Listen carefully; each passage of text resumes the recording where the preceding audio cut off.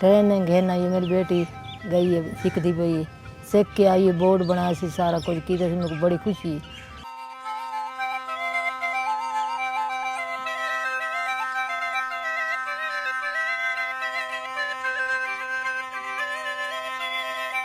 एक और हम प्रोजेक्ट कर रहे हैं सूबा पख्तूनख्वा और पंजाब के साथ, जिसके अंदर हम वहाँ के जितने भी पब्लिक स्कूल्स हैं गवर्नमेंट के और बेसिक हेल्थ यूनिट्स हैं उनकी बिजली की प्रोविज़न सोलर सेल्स के थ्रू कर रहे हैं। अब वहाँ ये ख़वातीन जो ये स्किल के साथ आती है उनके लिए एक मौका है और उनको जॉब भी मिल सकती है।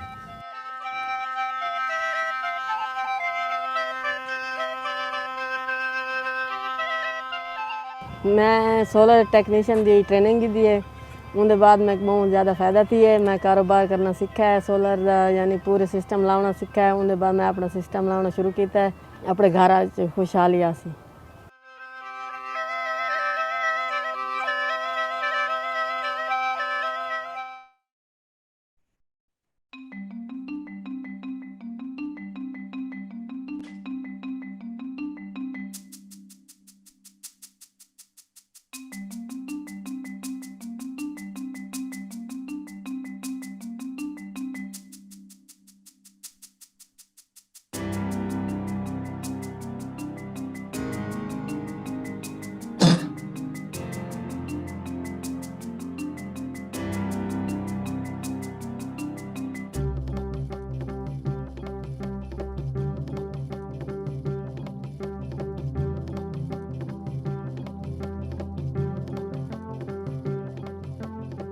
Uyda hamma sharoitlari bor, gaz, svet, suv muntazam ravishda kelib turadi. Shularning nimasida mana konditsioner, kir yuvish mashinasi, xolodilnikni bemalol ishlatyapman. Qishki kunlarida tashqariga chiqmasdan uyda ichida issiqqina mazza qilib yashayapmiz.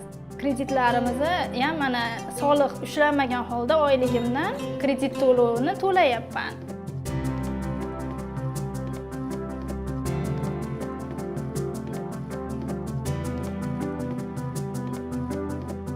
Qo'shimcha daromad topishni o'ylab qoldim. Milliy shirinliklar, pishiriqlar pishirish sexini ochishni o'yladim. Hozir endi 4 ta shogird qizlarni olib o'rgatib, o'zimda u qizlar ishlashyapti, ish bilan ta'minladim.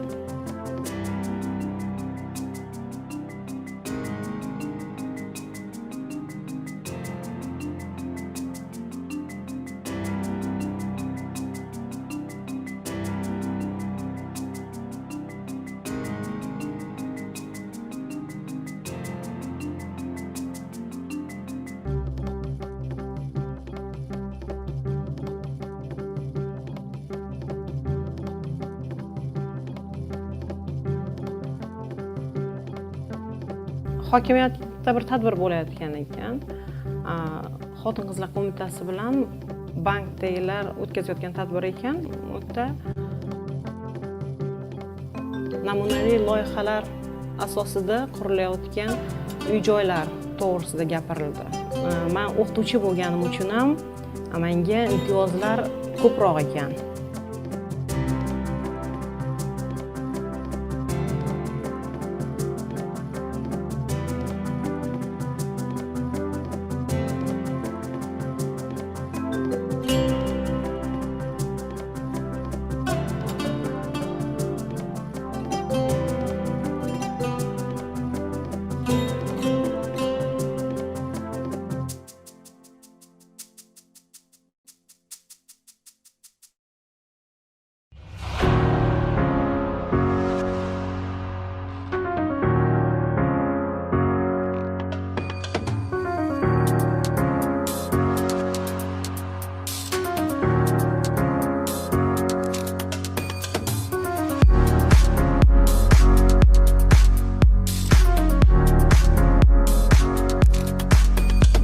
(2012) թվականին Ինեկո բանկից վերցնելով շոշափելի գումար հիմնեցինք այս արտադրատարածքը, արտադրում ենք 48 տեսականի արտադրանք, որոնք առաքվում են Հայաստանի բոլոր շրջաններում։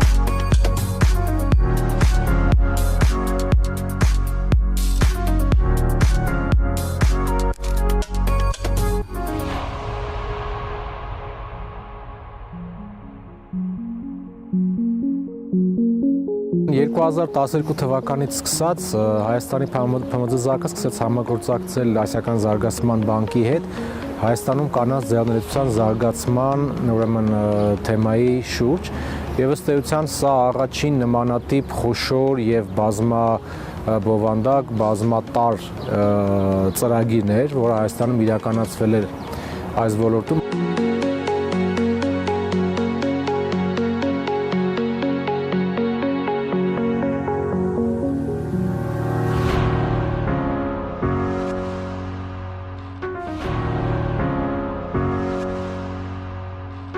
Private enterprise is critical for the growth of the Armenian economy, and small, medium-sized enterprises and micro enterprises are particularly important for women. Women have a harder time accessing formal employment, and it is sometimes easier for them to have home-based businesses that allow them to balance family obligations with opportunities for enterprise.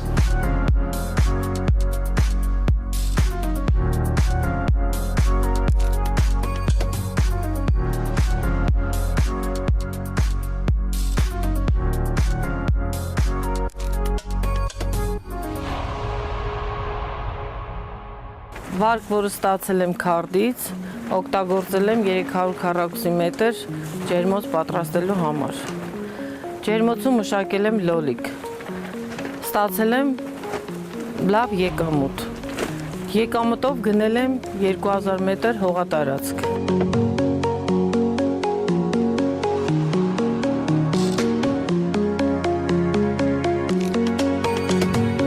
ADB is supporting women entrepreneurs through its program, which provides access to finance and also education, skills development in things like business planning. This is important for ADB because women represent 50% of the population, yet far fewer than 50% of small and medium-sized enterprises are owned and managed by women. Ես շատ ողջավորված եմ այս աշխատանքով, որը ինձ տվել է ֆինանսական անկախություն, եկամուտ եւ որոշել եմ զարգացնել այս բիզնեսը։ Ես ինձ վերագտել եմ այս ոլորտում, ես ինձ շատ լավ եմ զգում, բացի դրանից ստեղծել եմ աշխատատեղեր եւ ընտանիքի անդամների համար եւ որոշ ընտանիքների։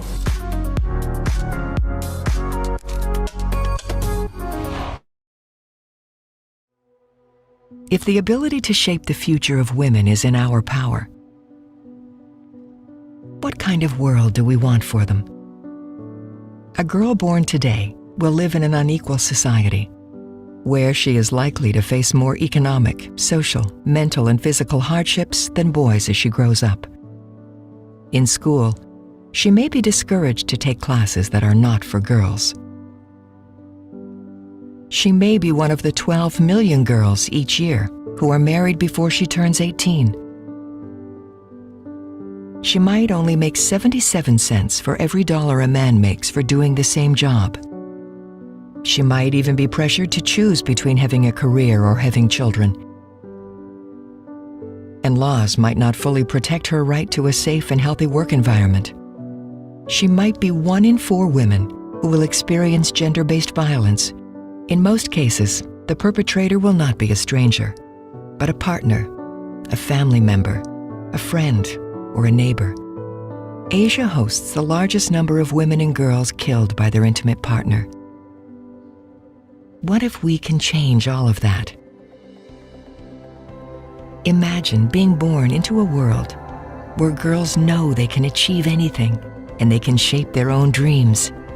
A world where no one will stop her from getting an education because there are no limits to what she can achieve. She will be fairly compensated and will work among colleagues who respect her contributions. She will have a seat at the table, break glass ceilings, and open doors for other women to follow. She won't have to choose between a career and a family because she can have both if she wants, when she wants. She will live a life free from violence because that is her fundamental right. She will live in a world where she is valued without discrimination and bias. this alternative future is possible. The world has made progress on gender equality, yet it will still take 270 years to close the gender pay gap. 270 years is too long. Today, as we face a pandemic and a climate crisis, we have the opportunity to construct a different future for women and girls and shape the future for all of us and the planet. ADB is committed to accelerating gender equality in the Asia and Pacific region. We support and engage women so they may fully benefit from everything we do, to help girls realize that anything is possible, to support women to be able to enjoy decent work and break into fields where they have been excluded in the past, to support women's access to food, water, to everything our planet offers, and lead on climate change action, and to be agents of change in their communities. Because when women thrive, all of humanity thrives. We at ADB are working to transform women's lives. Will you join us?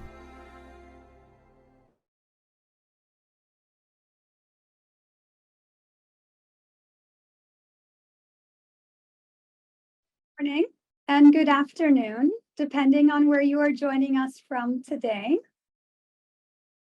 I am Marcela Lucas, and I will be your moderator and host for today and tomorrow's workshop, Investing in Women, Advancing the Transformative Gender Agenda in Central and West Asia in a post-COVID-19 environment. I see that a number of you are still trickling in, don't worry, but we will go ahead and get started now. In line with the two-day workshop that we are about to start, I would like to wish everyone a very happy International Women's Day and effectively International Women's Month.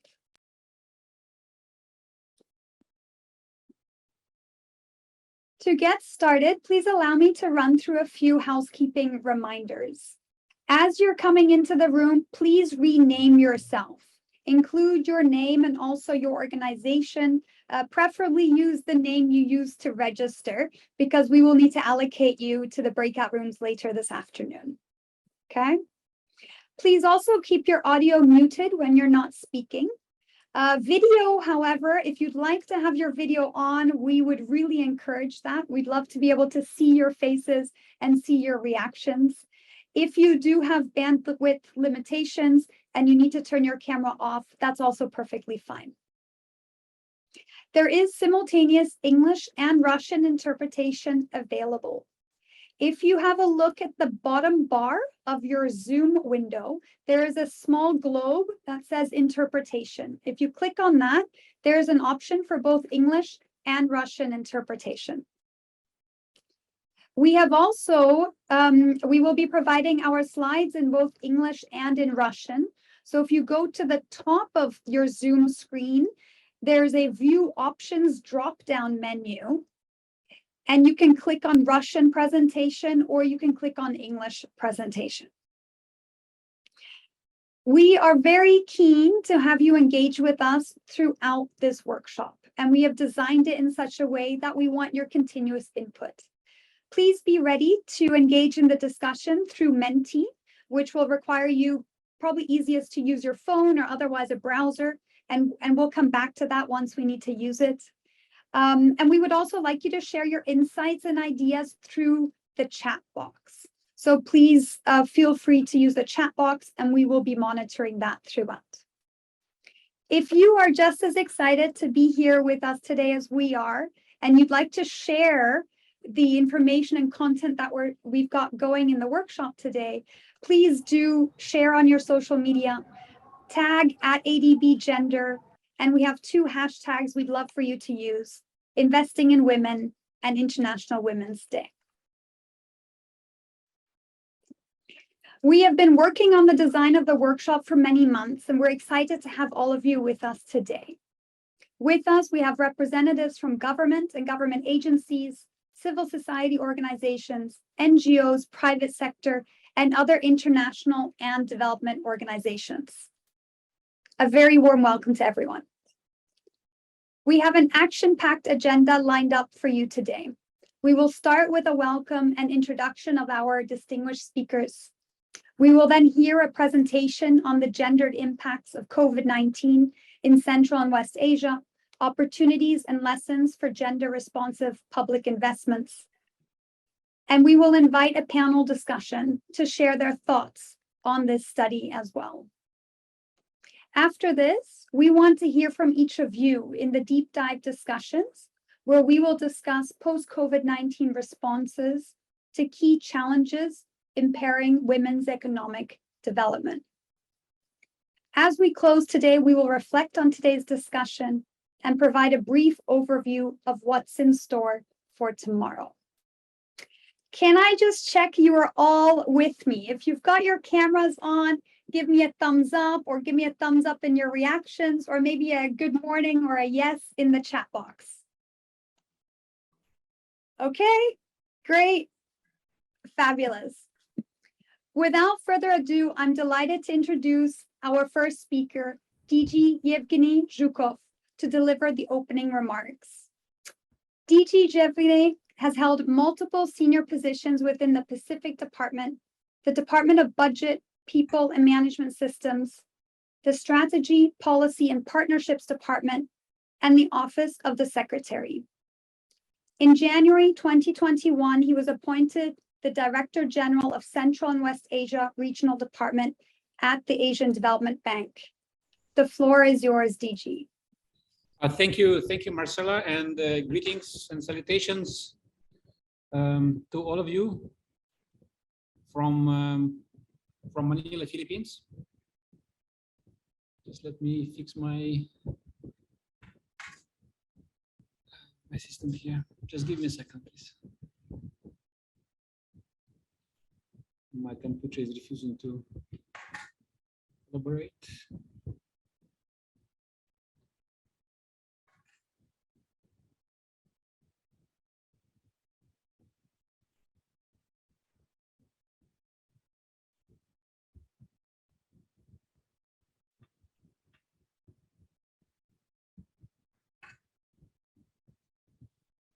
So let me welcome all of you to this very important sub-regional workshop on investing in women, advancing the transformative gender agenda in the post-COVID environment in Central and West Asia. For my department, Central and West Asia Regional Department, this is the main event to celebrate the International Women's Month. In the past 2 years, our countries have faced grave challenges as the result of the global pandemic.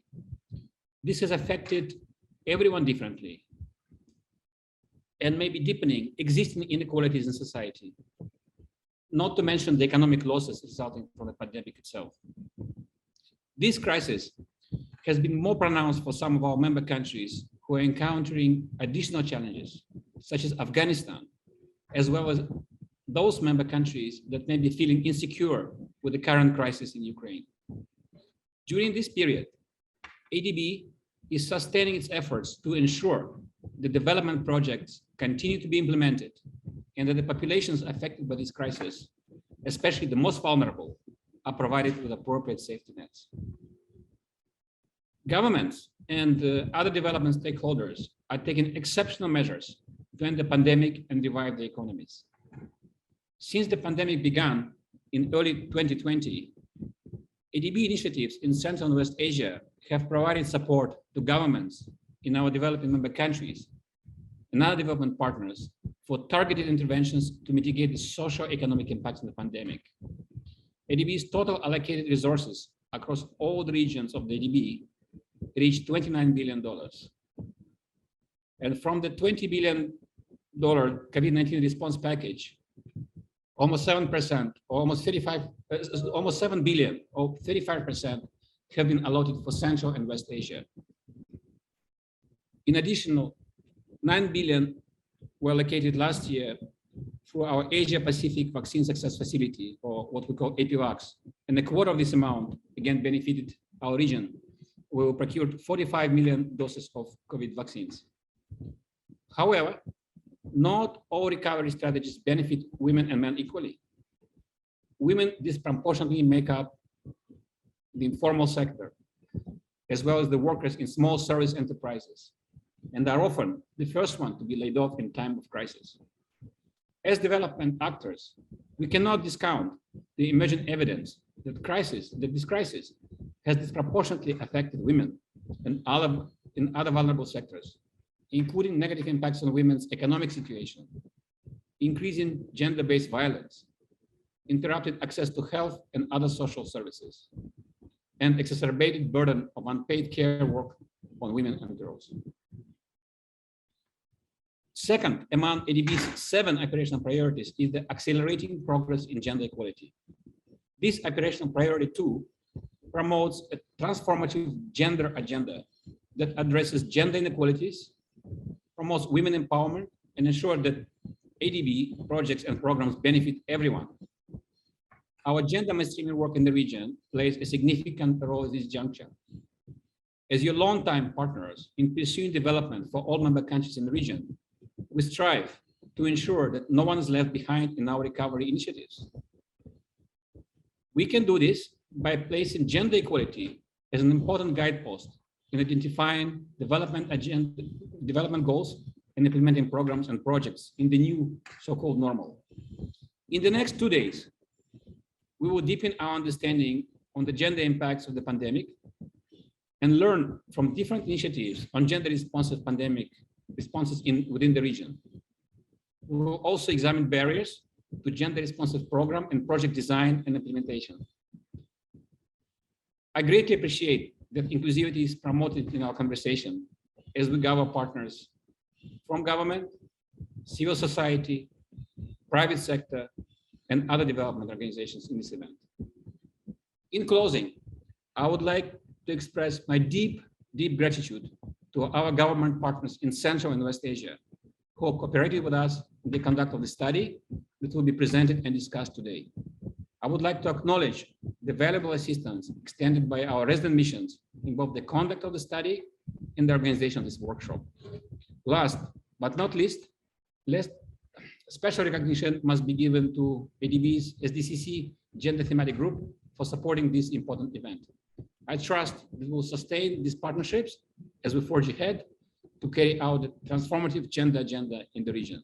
Thank you very much. Marcela, over to you. Thank you very much, DG. We see we've had some more people trickle in, so just a very warm welcome to everyone. We've also got Senator Gulnura Marufova from Uzbekistan joining us, so very warm welcome to everyone here today. Thank you, DG. I would like to now introduce Samantha Hung. Samantha has extensive experience in gender equality at the project, program, and policy levels in the Asia Pacific. Samantha is currently the Chief of Gender Equality Thematic Group, ADB Sustainable Development and Climate Change Department, where she provides leadership for advancing gender equality across all aspects of ADB operations and knowledge work. Over to you, Samantha. Thank you very much, Marcela, for the kind introduction, and good afternoon, or I believe it's morning for most of the people on this call. So good morning, everybody. It's a real pleasure to be here today with you all. In the next 10 minutes or so, I plan to follow on from DG Zukov to give you an overview of how ADB sees our Strategy 2030 Operational Priority 2 on accelerating gender equality, and give you a broad overview of our approach, and most importantly, what this means in terms of a post-COVID recovery. I do have a presentation which is quite detailed, but I'm not going to go through it all. Instead, I think it will be made available to all of you as a reference document after the event, or perhaps later today. So if I could please move on to the next slide. So as I said, I will talk about our approach, touch a little bit on COVID impacts, although I know you're going to be doing a lot more in-depth discussion, a bit about how ADB has been responding to the gendered impacts and how we see it going forward in terms of our forward directions for operational and our knowledge work and partnerships. Next slide, please. Oh, the next one. This is just some aesthetics. Okay, so as Marcella mentioned, just a little bit of introduction, where I sit in the organization as the chief of Gender Equality Thematic Group is I'm situated in the Sustainable Development and Climate Change Department, which is the department that has the policy and technical lead for all of the sector and thematic areas, but we work really across the whole bank in terms of coordinating our gender work.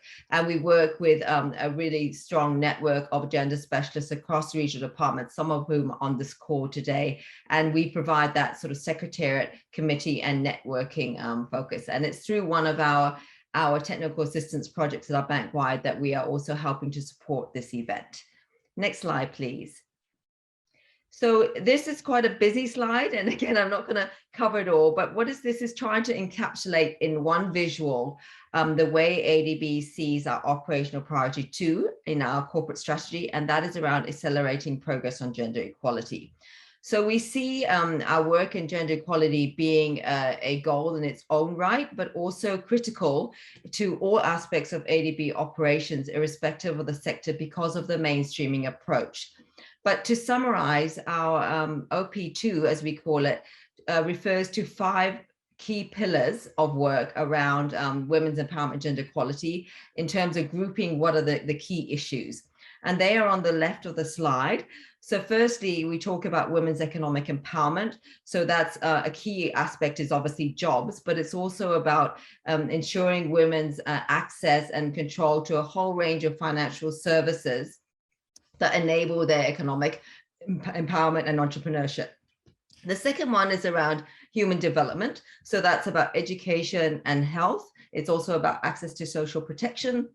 The third one is around gender equality and decision-making and leadership. So that's recognizing the key role that women can play and do play if they have greater voice and access to leadership roles. And that can be at the community level. So right at a project level through a community water committee, for example, right up to at national level, where women's voice around influencing national policy can make a significant difference to the gender responsiveness of such policy and decision-making.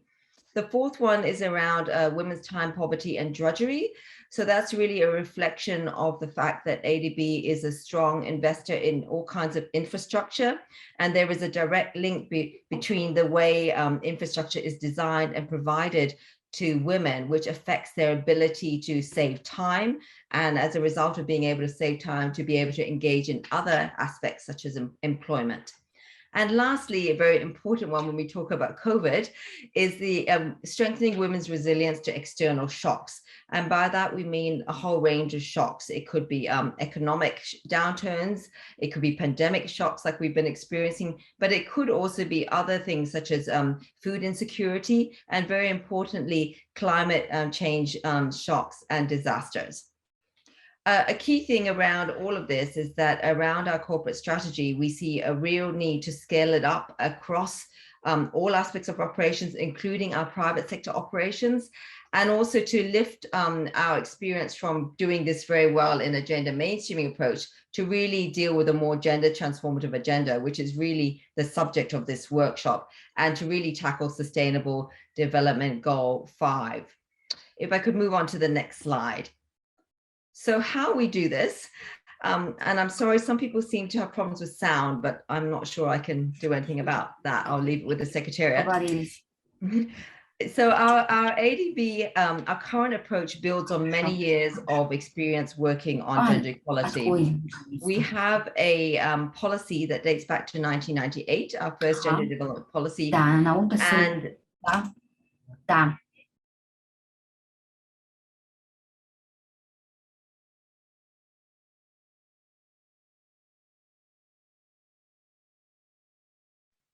okay. The way we do this is we have a well-regarded 4-tier system whereby we screen and categorize all our projects and investments.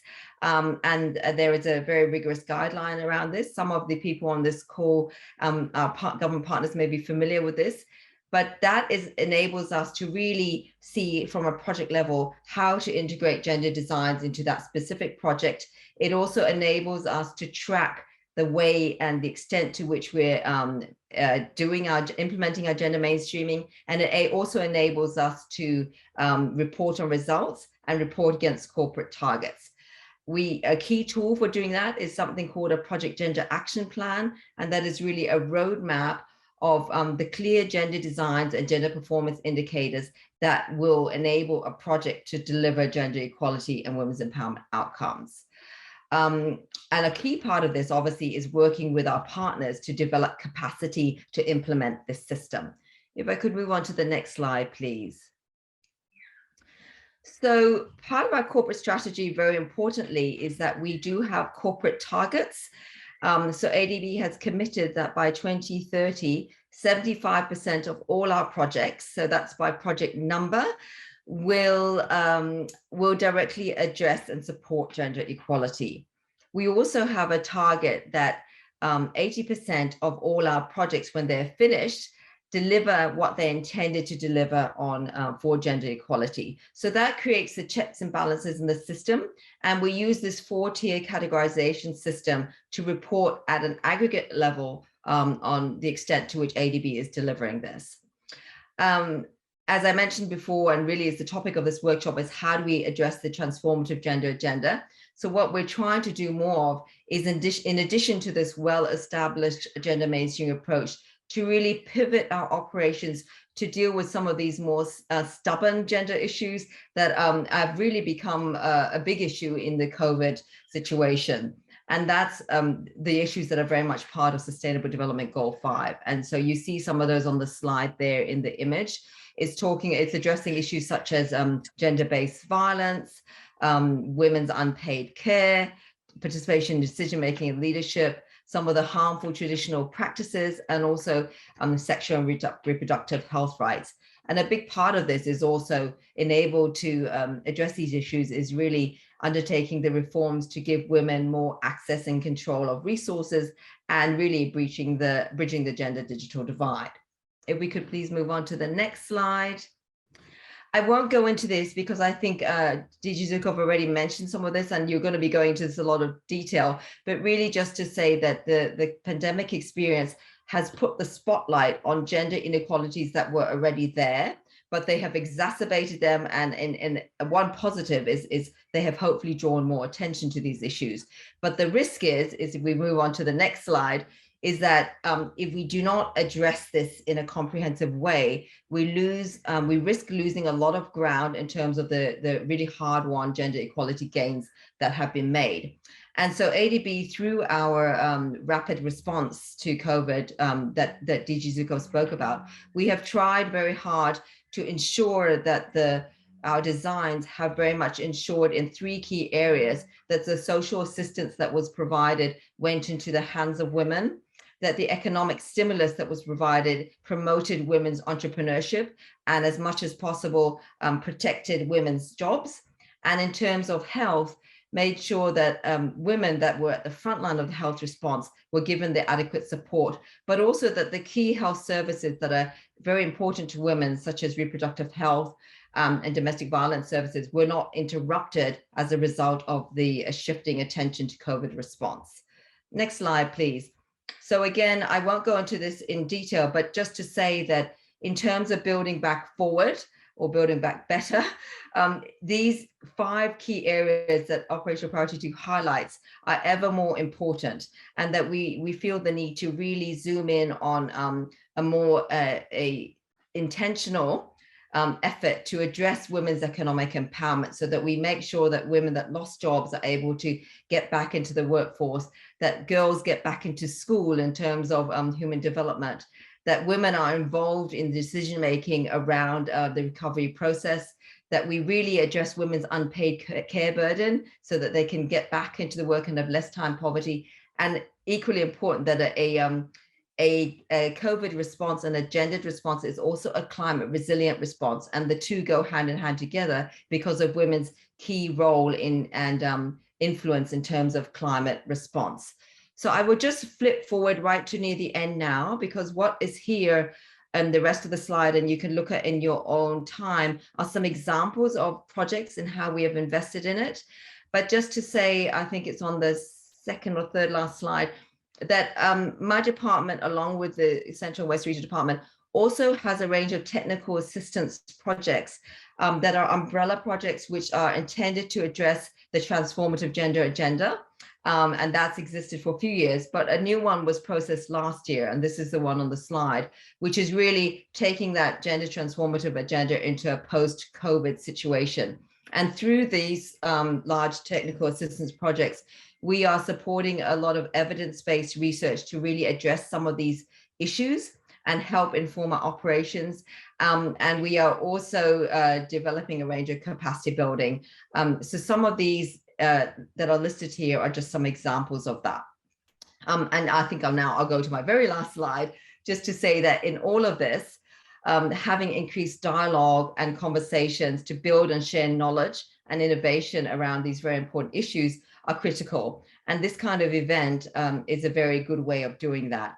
And so in order to address these very crucial transformative issues, and they include some of the emerging areas of work that I've got there on the slide around the care economy, the future of work, and gender responsive procurement, for example. This requires us to deepen partnerships across the board, because gender equality is everyone's business. And we also need to work around a more holistic cross-sectoral support so that we deepen our gender work across all the sectors we work in. And in order to do that, we need to do that with the partners that are here on this call, but also a whole range of other partners that my team works with at a global level, such as engaging more with other multilateral development banks, other bilateral donors and think tanks and the like. So with that, I'd just like to thank you very much. I know it was very rushed, but I hope that you can look at this in your own time, and happy to answer any questions. And I wish you a really successful workshop. Thank you. Thank you very much, Sam. We will indeed make this document available so that people can use it as a reference document. Thank you. I would now like to introduce Jesper Peterson. Jesper has broad experience in portfolio management across sectors and regions, which includes financial management and procurement, quality assurance, pipeline formulation and monitoring, and gender mainstreaming and safeguards compliance. Jesper is now advisor and head portfolio results safeguards gender unit at the Central and West Asia Department. May I hand it over to you, Jesper? Thank you very much, Marcella.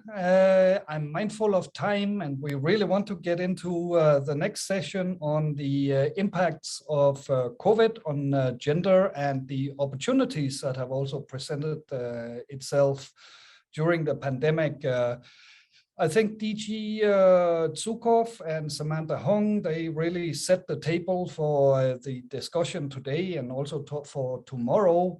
Let me just talk a little bit about some of the impacts at the operational level on gender. So the Central and West Asia Department and its partner development member countries continue to be at the forefront of promoting transformative gender agenda in Central and West Asia. And this has happened also during the COVID-19 pandemic. In the past 2 years during the pandemic, our department has consistently surpassed the ADB-wide target of 55% gender mainstream projects that meets gender equity and effective gender mainstreaming criteria, posting an achievement of more than 80% in 2020 and 77% in 2021. Recall that Ms. Hong just talked about the gender categories that are in ADB, a number of them, and our department have really achieved some of the highest categories. So well done to our partners in development member countries that are with us on this call today. Our gender performance in the past 2 years were especially significant as these happened in the context of the pandemic, with health and travel restrictions greatly limiting our ability to conduct face-to-face consultations and fieldwork. So in spite of that, we were able to overcome these challenges with a strong cooperation among project teams, Of course, our partners in government agencies and our gender specialists that are based in ADB's resident missions in our country offices. Now, gender has been mainstreamed in COVID response projects to mitigate the health-related, the social, and the economic effects of the pandemic. And our public sector management and health sectors registered the highest number of gender mainstreamed projects, due largely to 8 COVID pandemic response option operations, we call them CPROs in ADB, and 4 emergency assistance loans and grants that were approved in 2020 and 2021. Our COVID response initiatives streamlined project processing and project preparation to support the procurement of equipment for health workers who are at the forefront of the COVID response. And the majority of them are women. We also supported the expansion of vaccination efforts to reach remote areas and those with limited access to information and vaccination. And the provision, of course, of financial assistance for social protection initiatives.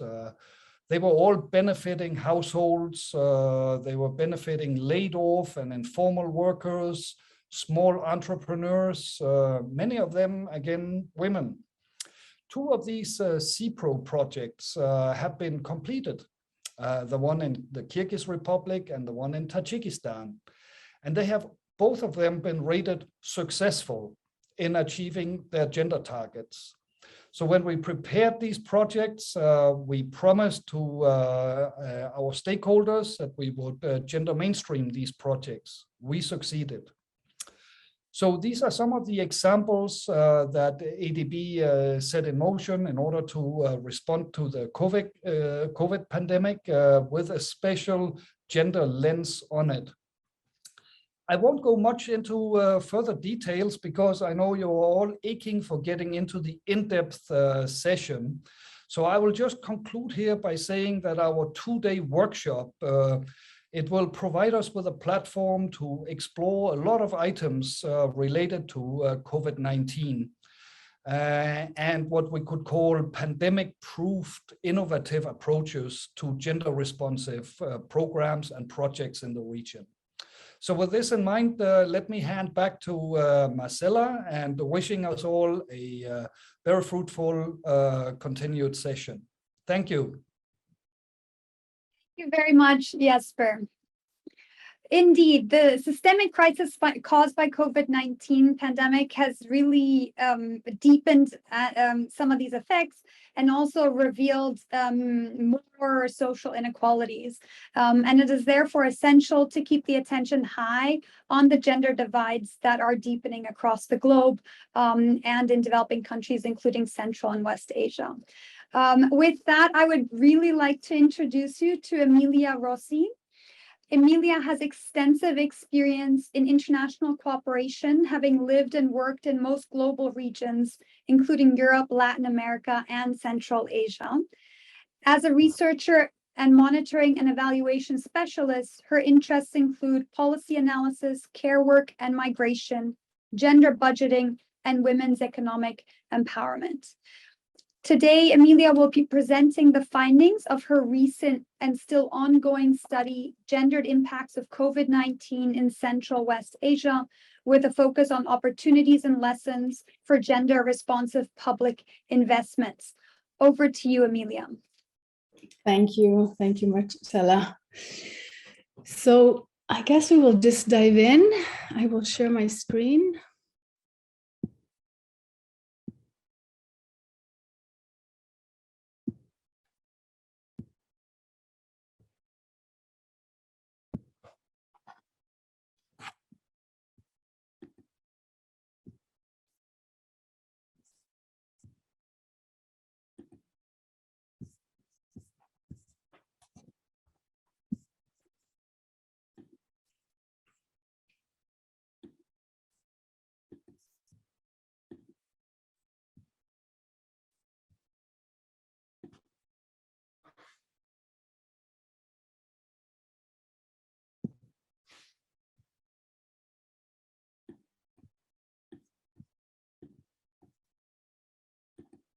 Okay.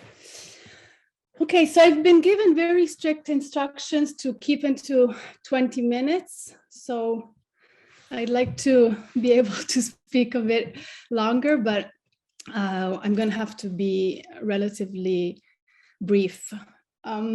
So as Marcela mentioned, I have been leading the study on gender impacts of COVID-19 in Central and West Asia, which also includes an analysis of the opportunities and lessons for gender responsive public investments. So just to give you a small background to how the study emerged and why it is important, we already know that in past crises with the austerity measures in the 80s and 90s, as well with the 2008 economic crisis, women suffered disproportionately, especially women in poor strata of the population globally. And this was mainly because of women's role as unpaid workers in the domestic and community care systems, as well as for the labor sectors they were inserted in, and for the higher labor precariousness that women usually have. So observers now are also saying that this economic crisis that has been triggered by the COVID-19 pandemic might hit harder women, or most probably will. So you can see, therefore, the importance of this study.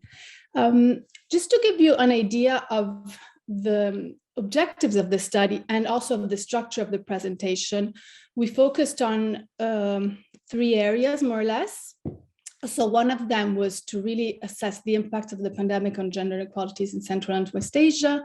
Then we looked at emerging results in terms of gender responsiveness of the COVID-19 response, particularly ADBs, as has already been mentioned. And then we also asked for priority actions. We also investigated priority actions for the post-COVID recovery to improve the gender responsiveness of public investments. So the countries that were involved in the study, out of the 10 Central and West Asia countries, the following 8 were included. So we did the study on Armenia, Azerbaijan, Georgia, Kazakhstan, Kyrgyz Republic, Pakistan, Tajikistan, and Uzbekistan. So I'm not going to give you any methodological details, but I think it's important to say at least that we did have in the methodology a key stakeholder survey, which allowed us to speak with over 80 stakeholders across the sub-region, which belonged to the government, development partners, and civil society. So we had a pretty solid methodology. So let's just go right into the main parts of the presentation, and let's look at, to frame the discussion, let's look at the direct effects of COVID-19 pandemic in Central and West Asia. So we want to look at deaths and cases of COVID-19, basically. So let's just look at these 2 graphs. It's interesting to see, if you look at the first graph, that of course, this is a graph that is telling you about COVID cases and about COVID cases on the population. So of course, in the region, the country with the highest population is Pakistan. It's also the country where there were many cases together with Georgia. However, if you look at the ratio of cases on population, you can see that in Georgia, this was highest. It's actually one of the highest rates in the world. And about 40% of the population in Georgia tested positive to COVID at some point in the last 2 years. So that's quite interesting. And in the region, this was followed by Armenia, where about 12% of the population tested positive at some point in the last 2 years. Then if we look at the deaths that have unfortunately been caused by COVID-19 in the last 2 years, we can see that, of course, Pakistan, because of its population, is still the country with the highest number of deaths. And in this case, also in terms of the ratio of deaths on cases, which of course is also relevant, as it somehow indicates how well the health system and the country system was able to respond. So in terms of the deaths on cases ratio, we see that Armenia and Pakistan suffered quite a lot. So about 2%, almost 2% of people who tested positive to COVID actually died in these countries versus 0.7 in Uzbekistan. It's important to remember also that different countries report differently, of course, and there's in some countries maybe some underreporting, right? As the WHO and other observers have noted.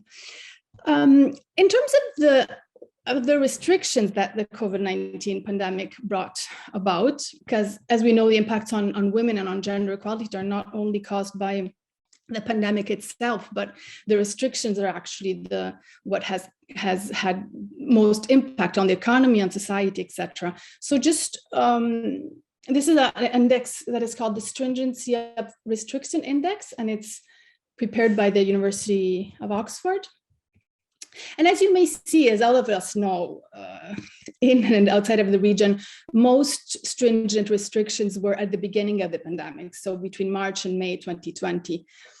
Just to give you an example, you can see the red line here is Georgia. It seemed to have in the region the most stringent restrictions, whereas Tajikistan is the country that had less stringent restrictions. This yellow one is Kazakhstan, so you can see that it had quite high restrictions during the last 2 years, and it still is in January 22 the country that has restrictions that are a bit higher. So this includes closure of schools, use of masks in public spaces, mobility restrictions, etc., etc.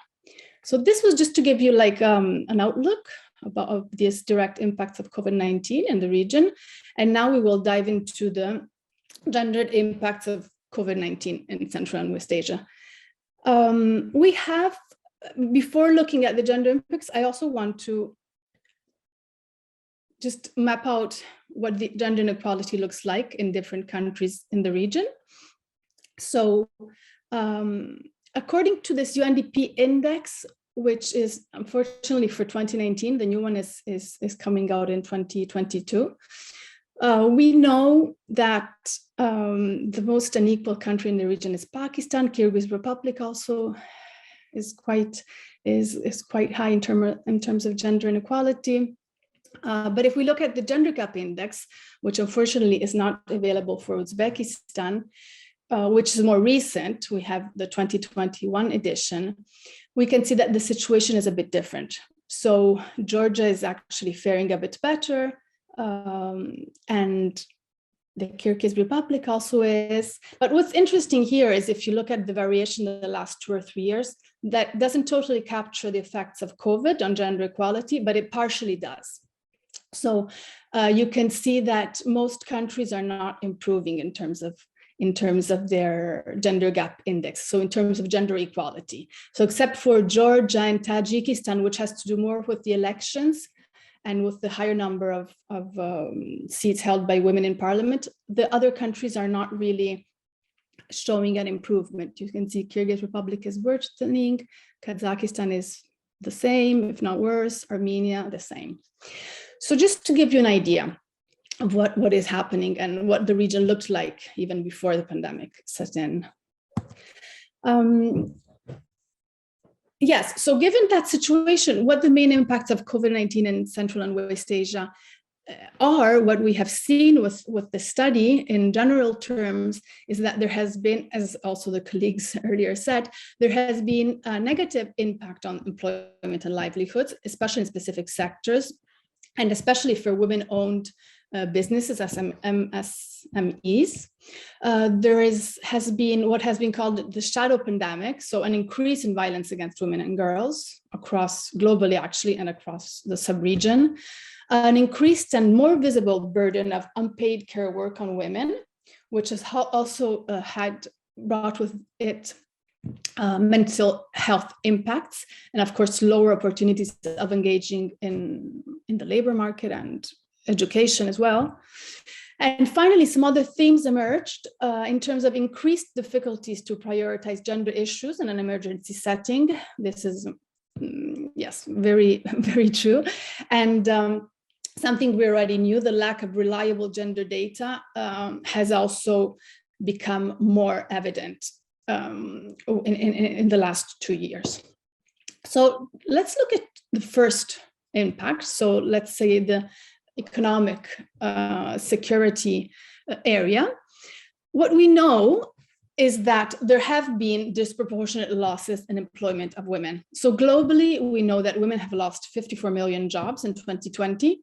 We don't have data for 2021 yet, which is a 4.2% loss versus 3% for women.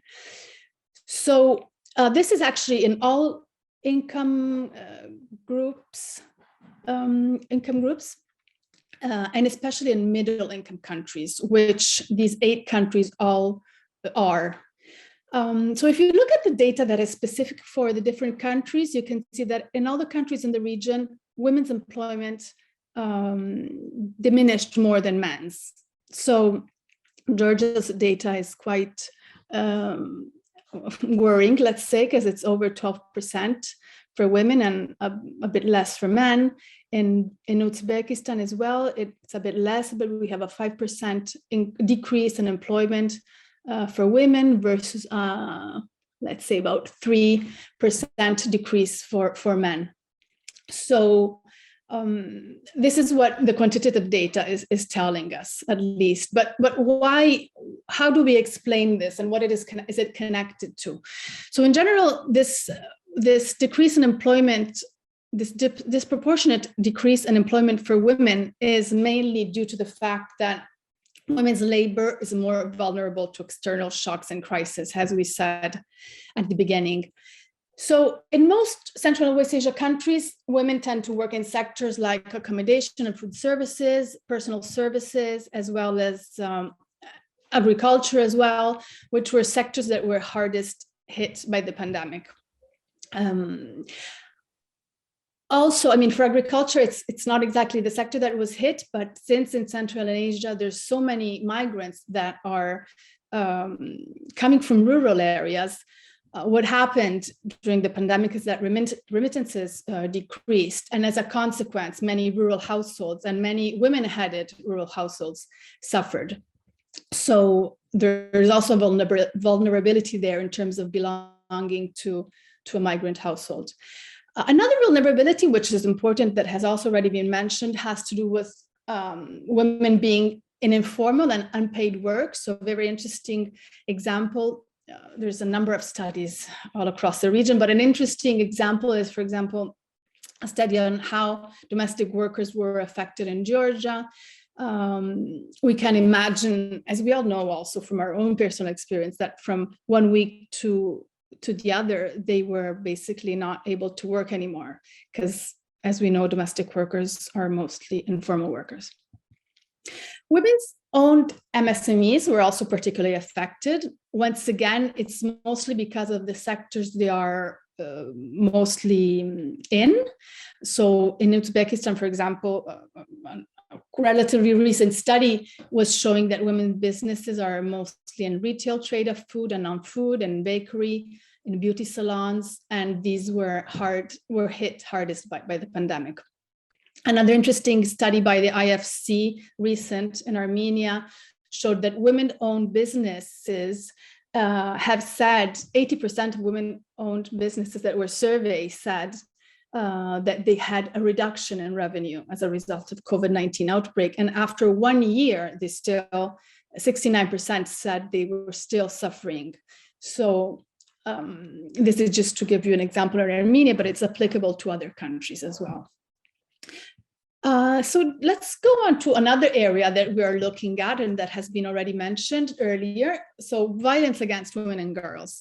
This is what has been called, as I said, the shadow pandemic. And we all know by now that the measures that were put in place to fight the spread of the virus were exactly the measures that created the conditions under which perpetrators were freer to use violence. So some studies in the region have shown that there has been an increase in domestic violence.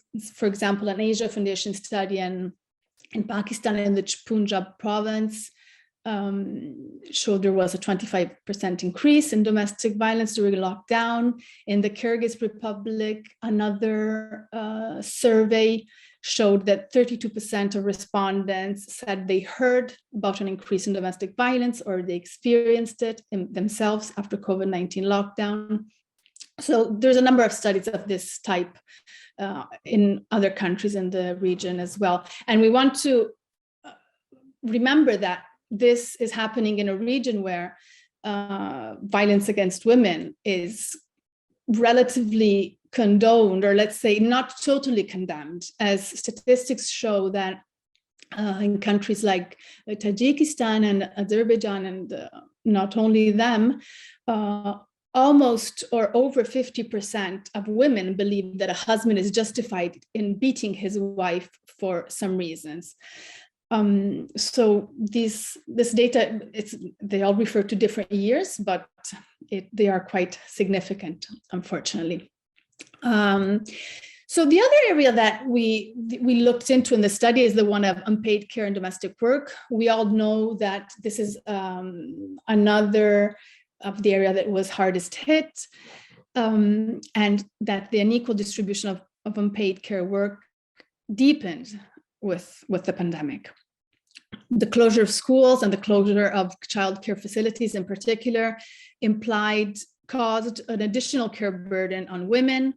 And many stakeholders, many informants have pointed out that this has had important mental health impacts, even though we can note that they have not been assessed properly yet.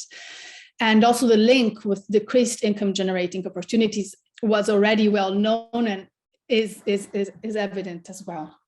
There have been also a range of assessments on how the pandemic has impacted unpaid care work in the region. So we can refer you to them, and they will be included in the final study. In terms of decision-making and public finance management, it's a bit early still to say what the gender impacts will be. Also, given there are some specific and different timelines in terms of political and electoral processes, we can look at the graph. This is from 2020, but mostly the elections that were held in the region at the end of 2019 and the 2020 were before the pandemic. But what we can see, what is interesting is that there's been actually, before the pandemic, there had been an improvement in terms of political participation of women, at least as measured by the share of seats in parliament. And Uzbekistan actually has surpassed the 30% target, Beijing target. And other countries of the region improved. Georgia improved, Tajikistan also improved in terms of this indicator in the last few years. We also have to remember that there are tensions now in different areas of Central West Asia. There's also a conflict in Ukraine, which is destabilizing. So it's really hard to say how the political empowerment sphere is going to be affected or is being affected. However, there are emerging challenges that are quite clear. And one of them is a deprioritization of gender issues because of the emergency, which has been pointed out by a number of stakeholders, and also the limited gender data and the limited comparability of this gender data. So let's go and look at the policy response to COVID-19 in Central and West Asia. This has been already described by some of the speakers. So particularly the ADB response, but I want to start, I want to start with giving you, let's say, a taste of what the COVID-19 response looked like in the region in general. So there's a very good gender response policy tracker, which is led by the UNDP, and where all the policy measures that many policy measures that have been put in place in the last 2 years are analyzed to see if they're gender responsive. And for Central and West Asia, what we have seen is that 1/3 of the 218 COVID response policy measures that were carried out are gender sensitive. So yeah, not so good. And this includes, of course, violence against women initiatives which are gender responsive by nature, by definition. If we look at gender policy measures in the labor market area or in the social protection area, just 3/4 of them have been classified to be, 3/4 of them have been classified to be gender blind, so not gender sensitive. So whereas for us MSMEs, the situation is a bit better. In terms of the ADB response to COVID-19, it has already been mentioned, so maybe I'll go a bit fast, because I see I'm already at my 20-minute limit. This graph is kind of cute, kind of interesting, because you can see the number of CPRO initiatives that have been implemented. So CPRO have already been mentioned. It's these COVID pandemic response option initiatives. And in total, they have their total value in the 7 countries where they were implemented is about $2.45 billion. Then we have the AppVax facility, which is the Asia Pacific vaccination facility, which is about $500 million. We have these emergency assistance loans, which is about $450 million.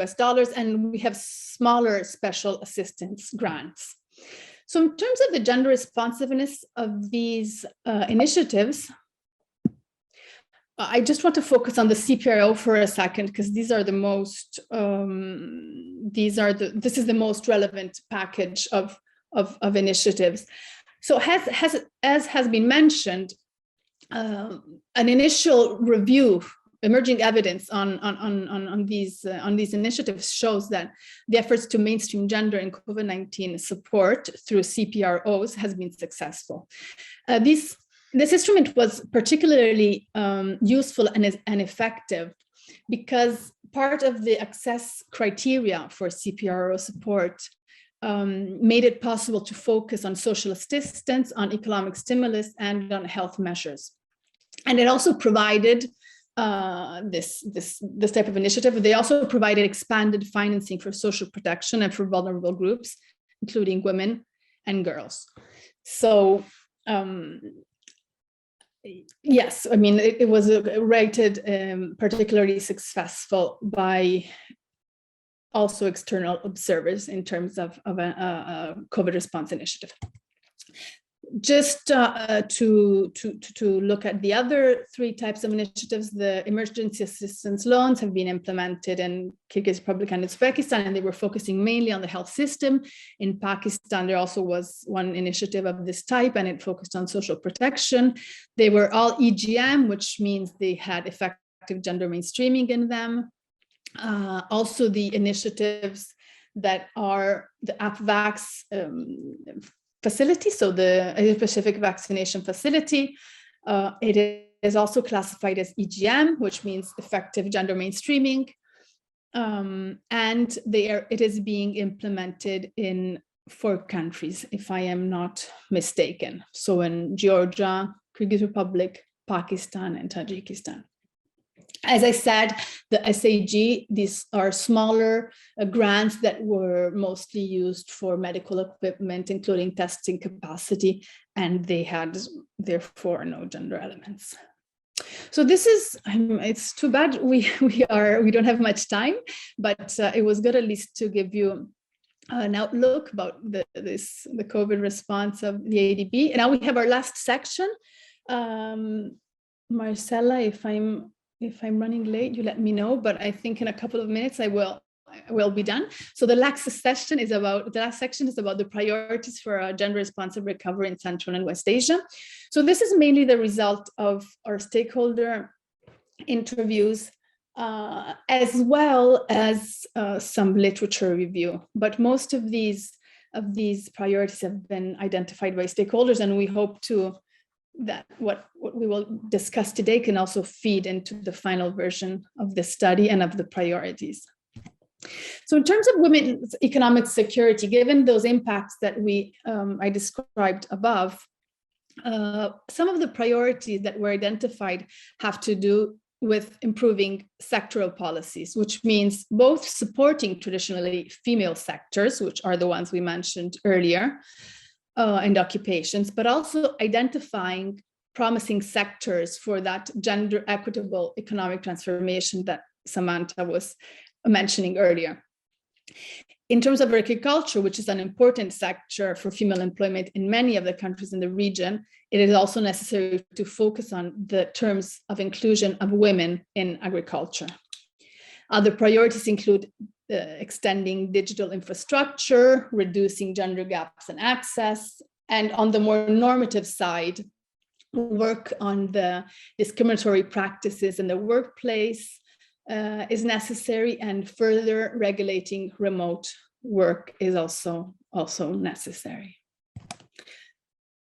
On the social protection side, many stakeholders have mentioned the need to strengthen and extend social protection to uncovered groups, so to informal workers, and also to design and implement social transfers in gender-responsive ways. So for example, this includes conditional cash transfer programs, which have been shown to overburden women in some cases.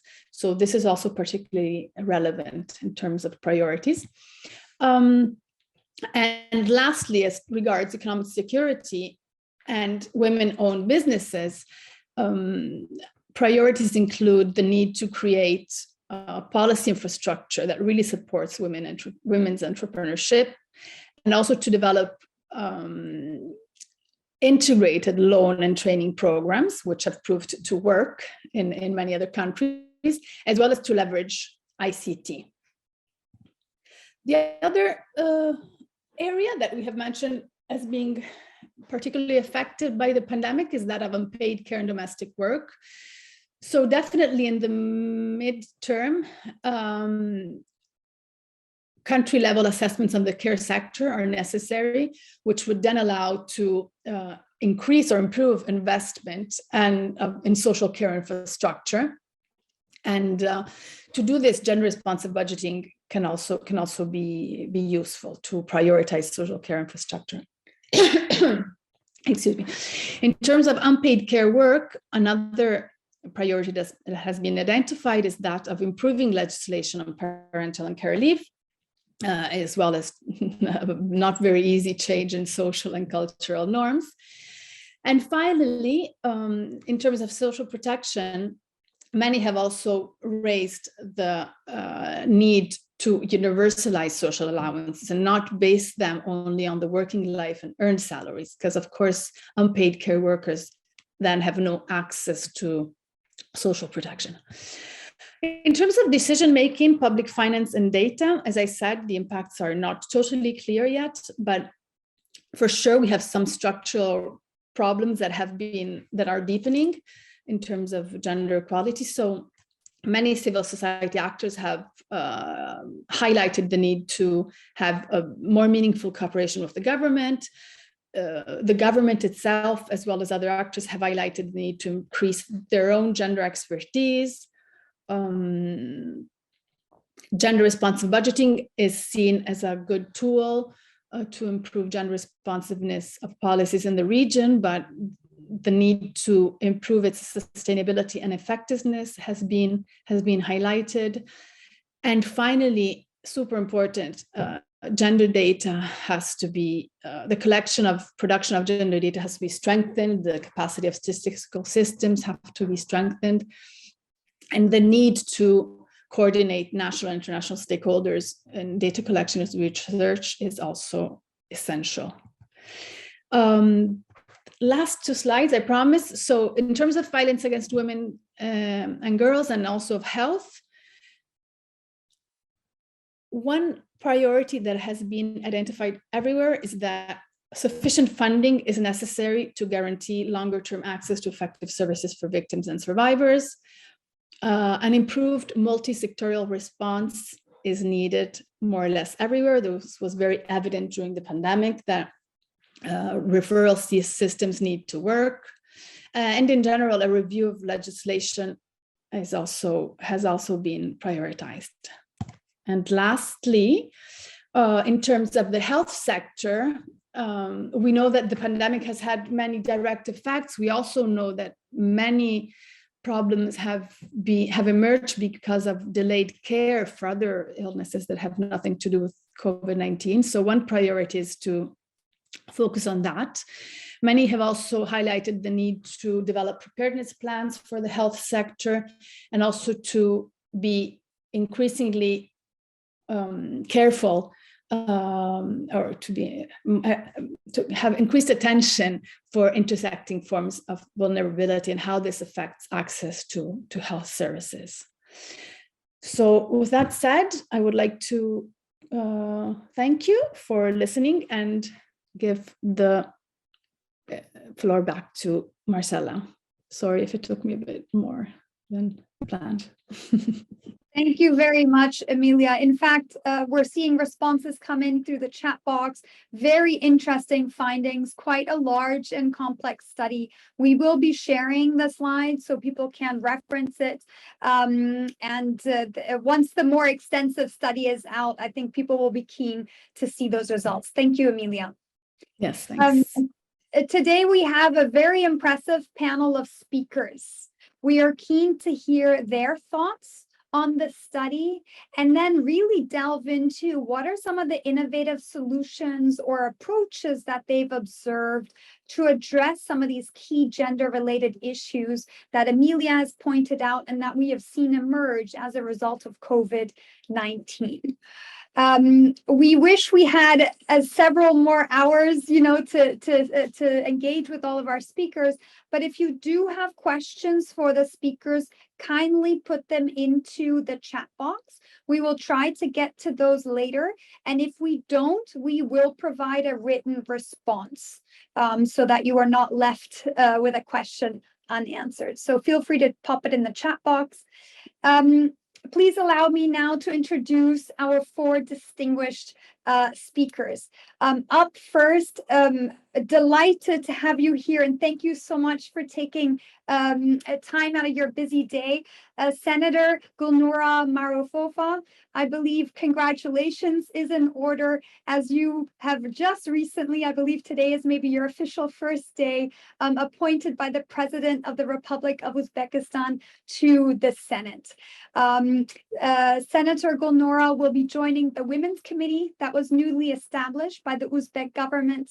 And the senator has more than 20 years experience in gender equality promotion at different positions within the government of Uzbekistan. A very warm welcome to you. I'd like to introduce the remaining speakers as well, and then we'll get into the discussion. Up next, a very warm welcome to Zofia Korchobaeva, who's the Executive Director for the Agency for Social Technologies in Kyrgyzstan, an NGO that functions at the national and institutional level, focusing on gender-based violence. Zofia has 20 years experience in promoting gender equality issues, including gender expertise within legislation and the development of gender responsive bills in the Kyrgyz Republic and the region. I would also like to welcome Shala Ismail, who's the founder and director of GenderPort, the first gender-oriented think tank, which was established in response to and for the survival and resilience of CSOs in Azerbaijan. Shala chairs this 19-year-old Women's Association for Rational Development, is a Human Rights House Foundation attorney in Azerbaijan, and an advisor for two US-based grant-making women foundations, Global Fund for Women and Urgent Action Fund for Women's Rights. And last but certainly not least, our very own Mary Alice Rosero, who's the Senior Social Development Gender Specialist within the Central and West Asia Department at the Asian Development Bank. With numerous years of experience in gender mainstreaming within ADB and other organizations previously, Alice is cognizant of the region and country-specific barriers that keep women from fully enjoying the fruits of development projects, despite the inclusive efforts of government, and other stakeholders. A very warm welcome here today, panelists. As we spotlight our speakers today, I would also like to turn my attention to all of you participants. I would actually like to hear from you as we get started. We are going to show a Menti question. So this is a virtual poll platform. If you go to www.menti.com, you can see the website at the very top, and kindly put in the code that's listed here. I have a question for you, and the question is, among the gender issues raised in the study that Emilia presented just now, which do you find the most relevant in your country? Just take a minute to answer that. We have included the link and the code in the chat box also, and the question will remain open for a few minutes. Now, my attention will go back to the panelists, and we'll come back to Menti a little later. Great. For my panelists, having heard Emilia's presentation on gendered impacts of COVID-19 in Central West Asia, can you share your main reactions to these findings? I know it's almost impossible, but just a very quick summary of your reactions. And Senator, if you could please kick us off, we'd be delighted.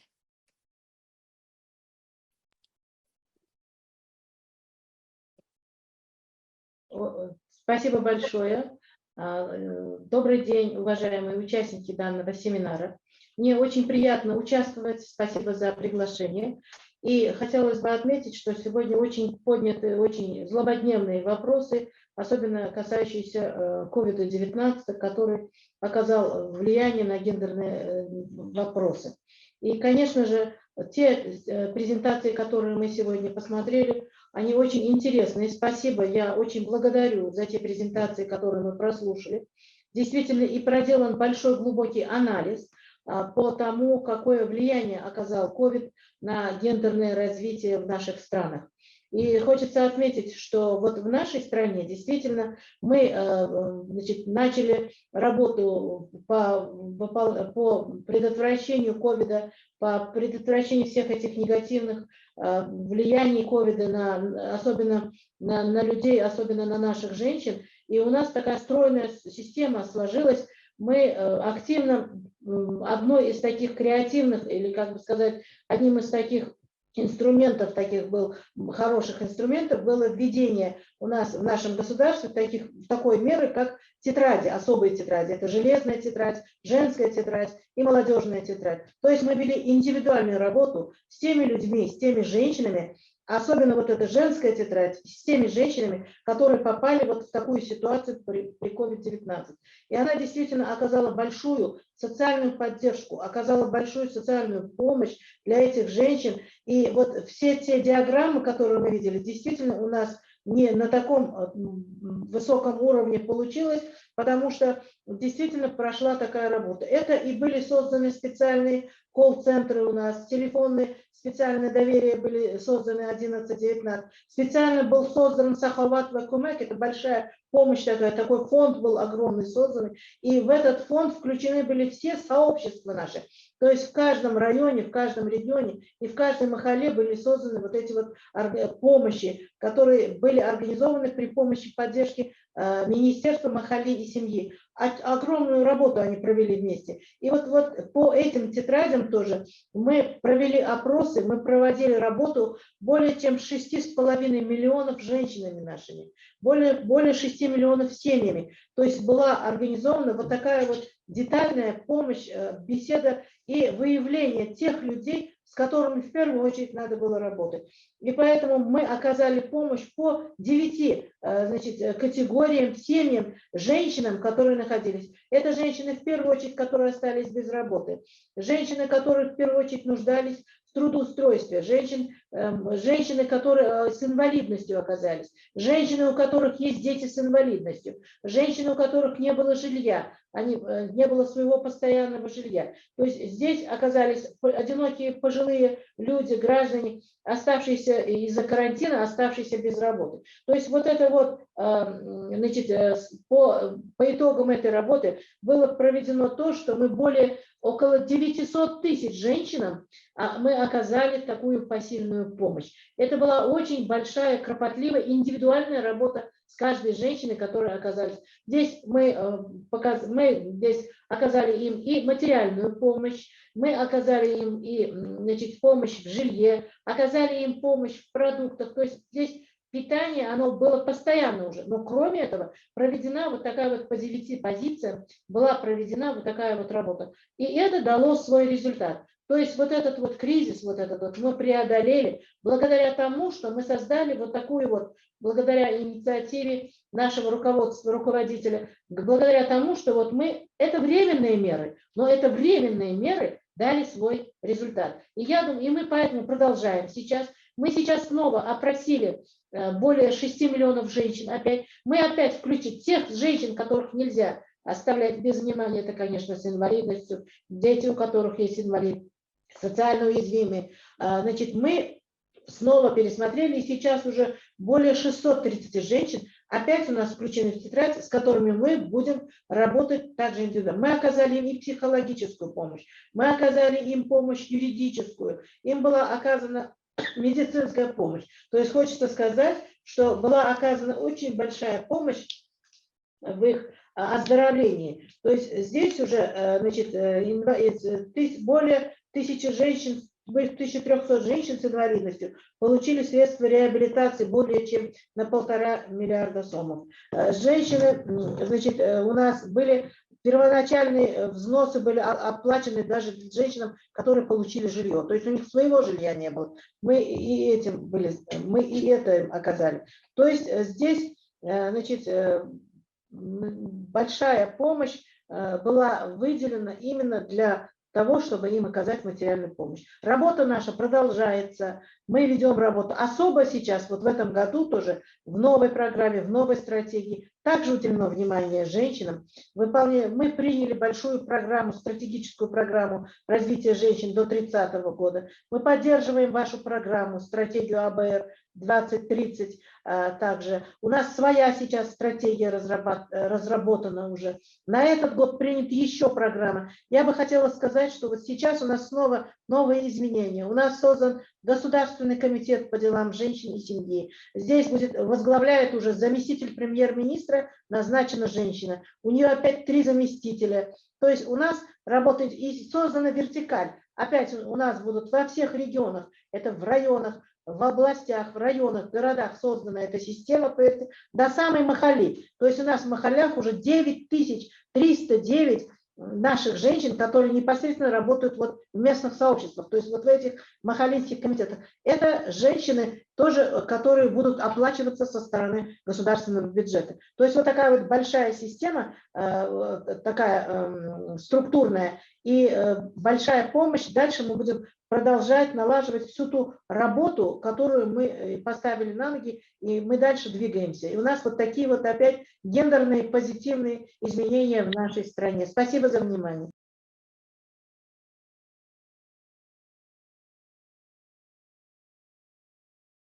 Thank you very much, Senator. The concept of the notebook is something I'd like to come back to later. And as we saw earlier, you've got more than 30% women in Parliament in key leadership positions, which is absolutely fantastic. A personal passion of mine, a whole other conversation, but absolutely essential. Thank you so much. Zofia, can I ask you, thinking back on Emilia's presentation, can you share just very briefly your main reactions to those findings?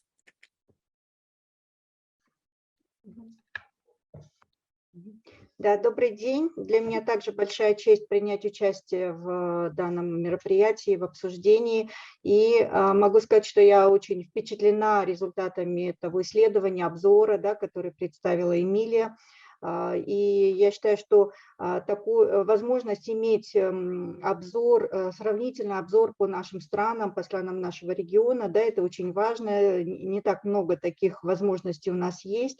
И мы можем посмотреть на то, что мы пережили, да, и переживаем еще до сих пор в связи с пандемией, более комплексно, да, понять, что данное исследование, на мой взгляд, оно очень убедительно показало, что происходящее в наших странах, оно во многом схожее, да, и многие проблемы, многие вызовы, которые были, но мы испытывали, например, в нашей стране, они также проявлялись и в других странах в большей или меньшей степени, но тем не менее тенденции очевидные.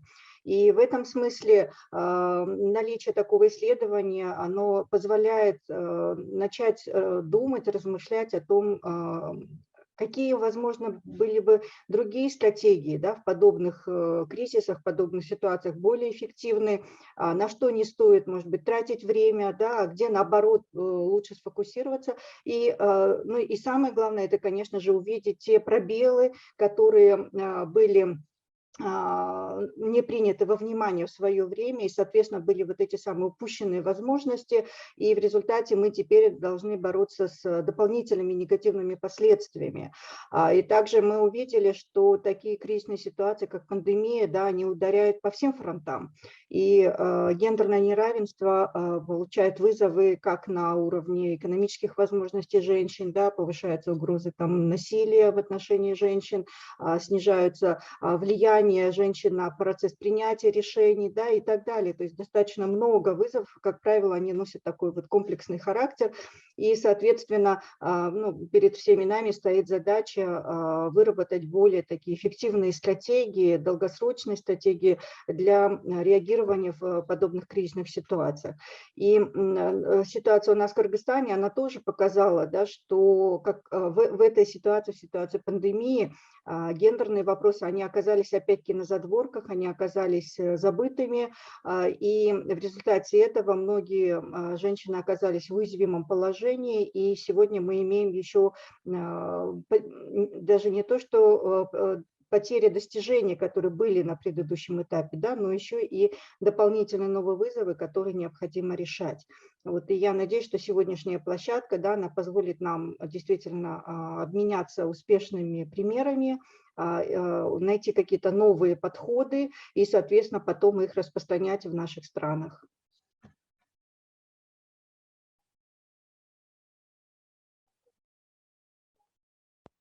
Thank you very much, Zofia. Absolutely. We will be looking at some of those innovative approaches shortly. Shala, can I hand it over to you to share your reactions to the study, please?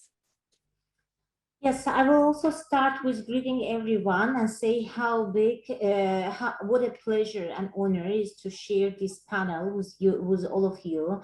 And I really appreciate the very initiative because it actually shows to what extent we are all affected by the pandemics, which has been a big part of our lives in the last 2 years. I don't know whether I should say that I'm pleased or unpleased to say how many common things we are having, because on one hand, it is a very negative phenomenon per se, and all the impacts which we are having from gender perspectives, they definitely are negative.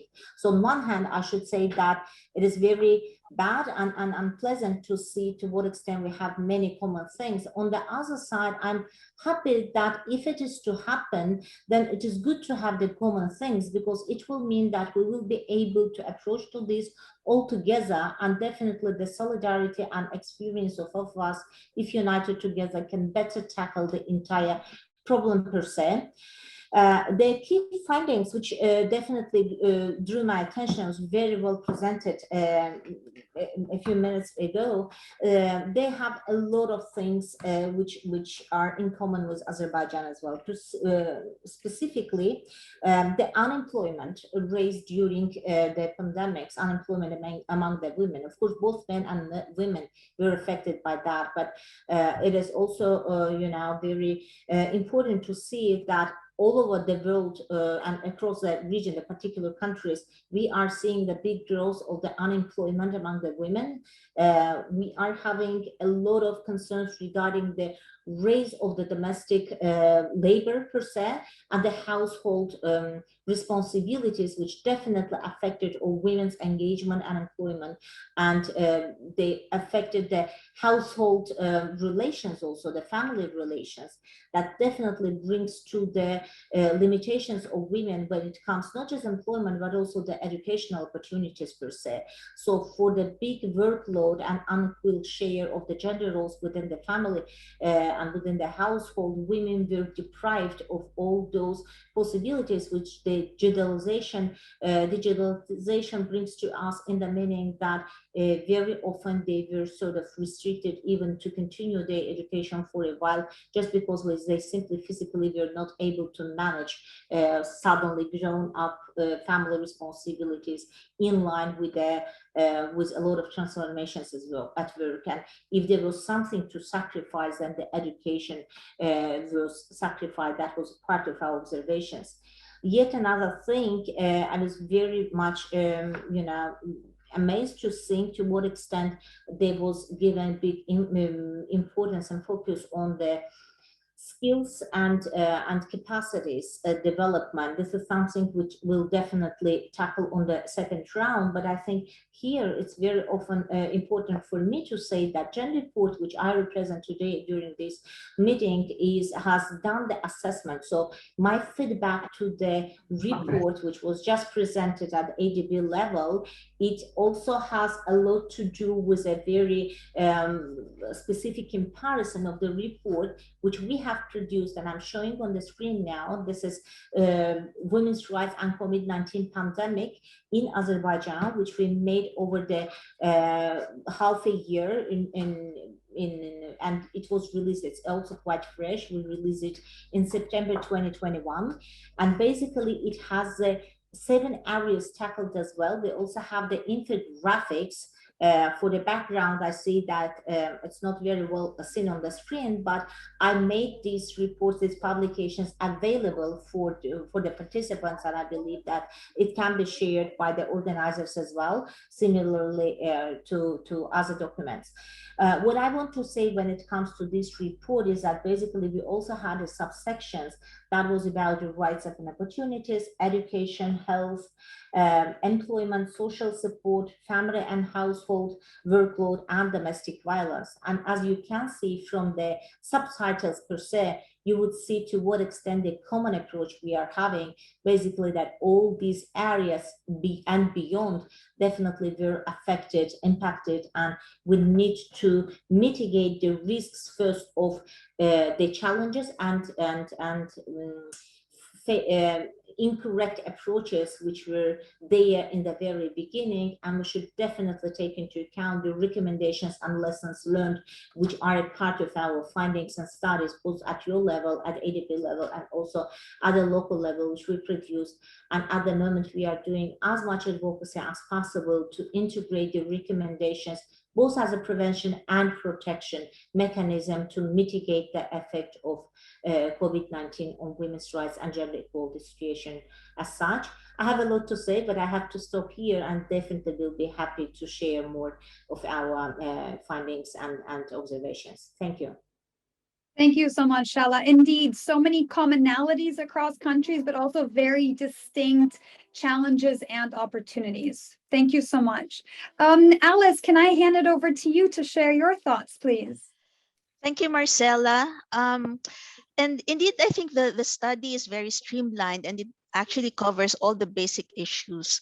So it is important for us development workers who are caught up in our own silos, working on various areas of COVID responses, to see the overall interagency responses of governments and development organizations, as it allows us to situate our work and its impact within the whole gamut of COVID-19 responses.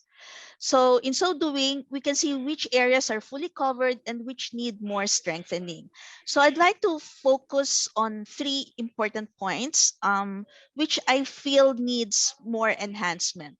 So the first part is, I think we need to explore more or explore a bit further how are the health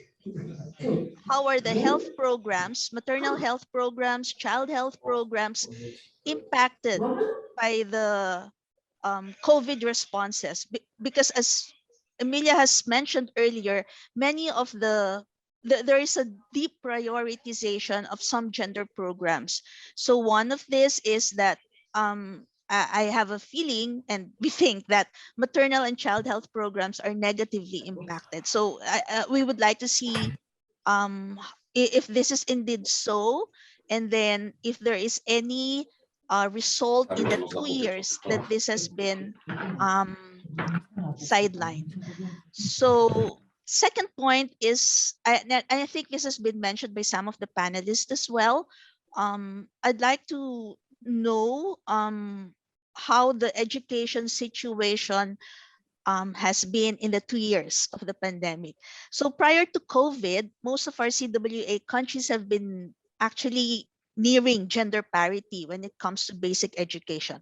Has there been any change on this? Has there been any negative impact, especially on girls' education? Since we also mentioned that it was during the lockdowns and during the pandemic that there has been an increased amount of unpaid care and domestic work of women. So, and girls are often, asked to help out in the house. So has this impacted on their education? And finally, the third point that I'd like to flag is, has there been any special actions done, whether by government, civil society, or development partners, to address the issue and support survivors of domestic violence? Or are we relying on the same existing mechanisms prior to COVID to address the growing phenomenon of domestic violence? So these are the things that I think would need further exploration and study. Thank you. Over to you, Marcella. Thank you very much, Alice. Indeed, every study also unearths even more questions and even more data that we'd ideally like to see. Absolutely, and we take note of that. I think following up from your sharing, Alice, I'm really also keen to hear what is a specific example that our panelists have seen of an innovative approach? Because we know that on the ground, there's been some phenomenal work that's happened. Can you share one example of an innovative approach for a gender-related pandemic response that you've seen successfully executed and possibly also scaled? Zofia, could I pose the question to you first? Да, я бы хотела рассказать об опыте, который был реализован у нас в Кыргызстане именно в пандемию по оказанию помощи и защите жертвам семейного насилия во время локдауна. Наверное, так же, как и в других странах, да, когда только объявили жесткий локдаун, это очень сильно повлияло на рост насилия в отношении женщин. И, например, у нас официально Министерство внутренних дел, по данным органов внутренних дел, да, статистика очень резко подскочила за те месяцы, аналогичные месяцы предыдущего года, в 2020 году в марте, когда был объявлен локдаун, почти на 65% увеличилось количество случаев домашнего насилия. И это при том, что в это время невозможно было жертвам получить соответственную помощь. Они не могли быть помещены в убежище, так как кризисные центры были закрыты. Они не могли получить юридическую помощь, то есть услуги адвоката. Да, суды в это время тоже не работали, да, и, соответственно, жертвы оставались в тех же самых травмирующих обстоятельствах, в которых происходило насилие. Да? И вот в этой ситуации получилось, что когда составляли список тех организаций, которым разрешено действовать, продолжать работать, да, и тем лицам, которым разрешался переезд по городу, в их число не были включены, кризисные центры не были включены соответствующие специалисты, там, адвокаты, специалисты кризисных центров и так далее.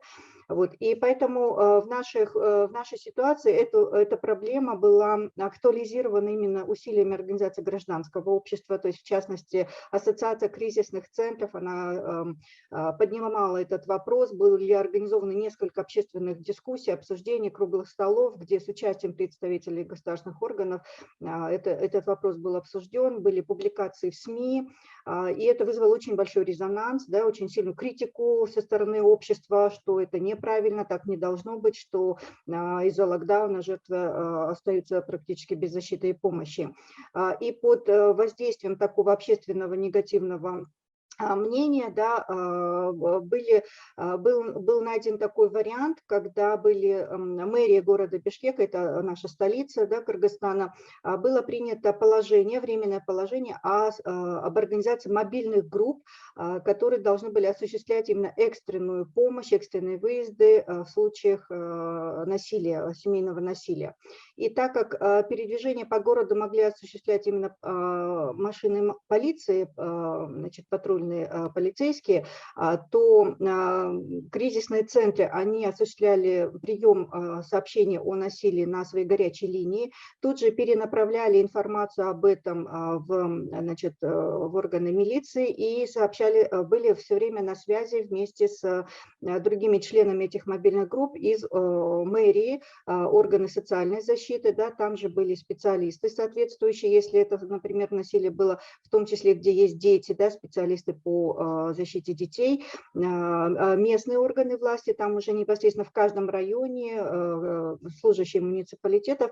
И таким образом, как только поступал какой-то сигнал, и нужно было осуществить такой экстренный выезд, то этот выезд осуществлялся такими мобильными, да, группами, в которые включались уже и сотрудник полиции, специалист кризисного центра соответствующий, в определенных случаях сотрудники мэрии по социальной защите, да, и уже комплексно на месте принимались решения, да, о том, что и как делать. И при поддержке международных партнеров, в частности, это UNFPA и ООН «Женщины», да, были организованы убежища безопасные для женщин, и туда уже именно при содействии полиции перемещались жертвы в случае такой необходимости, да, и дальше уже потом им предоставлялась дальнейшая помощь. И уже потом, спустя, ну, почти там, получается, месяц, да, был решен вопрос о том, чтобы адвокатам тоже разрешили перемещаться по городу и предоставлять всю необходимую помощь жертвам. И таким образом вот это положение о создании мобильных групп, оно позволило все-таки, да, даже в условиях локдауна, жесткого там, запрещения перемещений и так далее, тем не менее жертвам получать необходимую помощь. И вот в дальнейшем, да, вот этот опыт мобильных групп, он был перенят в том числе и другими некоторыми муниципалитетами уже в регионах, да, в других областях страны, и он, в принципе, себя зарекомендовал как необходимый не только в условиях локдауна, и не только в условиях пандемии, да, вот эта совместная, скоординированная работа разных органов и организаций, она является лучшим ответом, да, лучшим скоординированным откликом на случаи насилия в отношении женщин. И в дальнейшем у нас обсуждался вопрос, как закрепить эту модель на постоянной основе.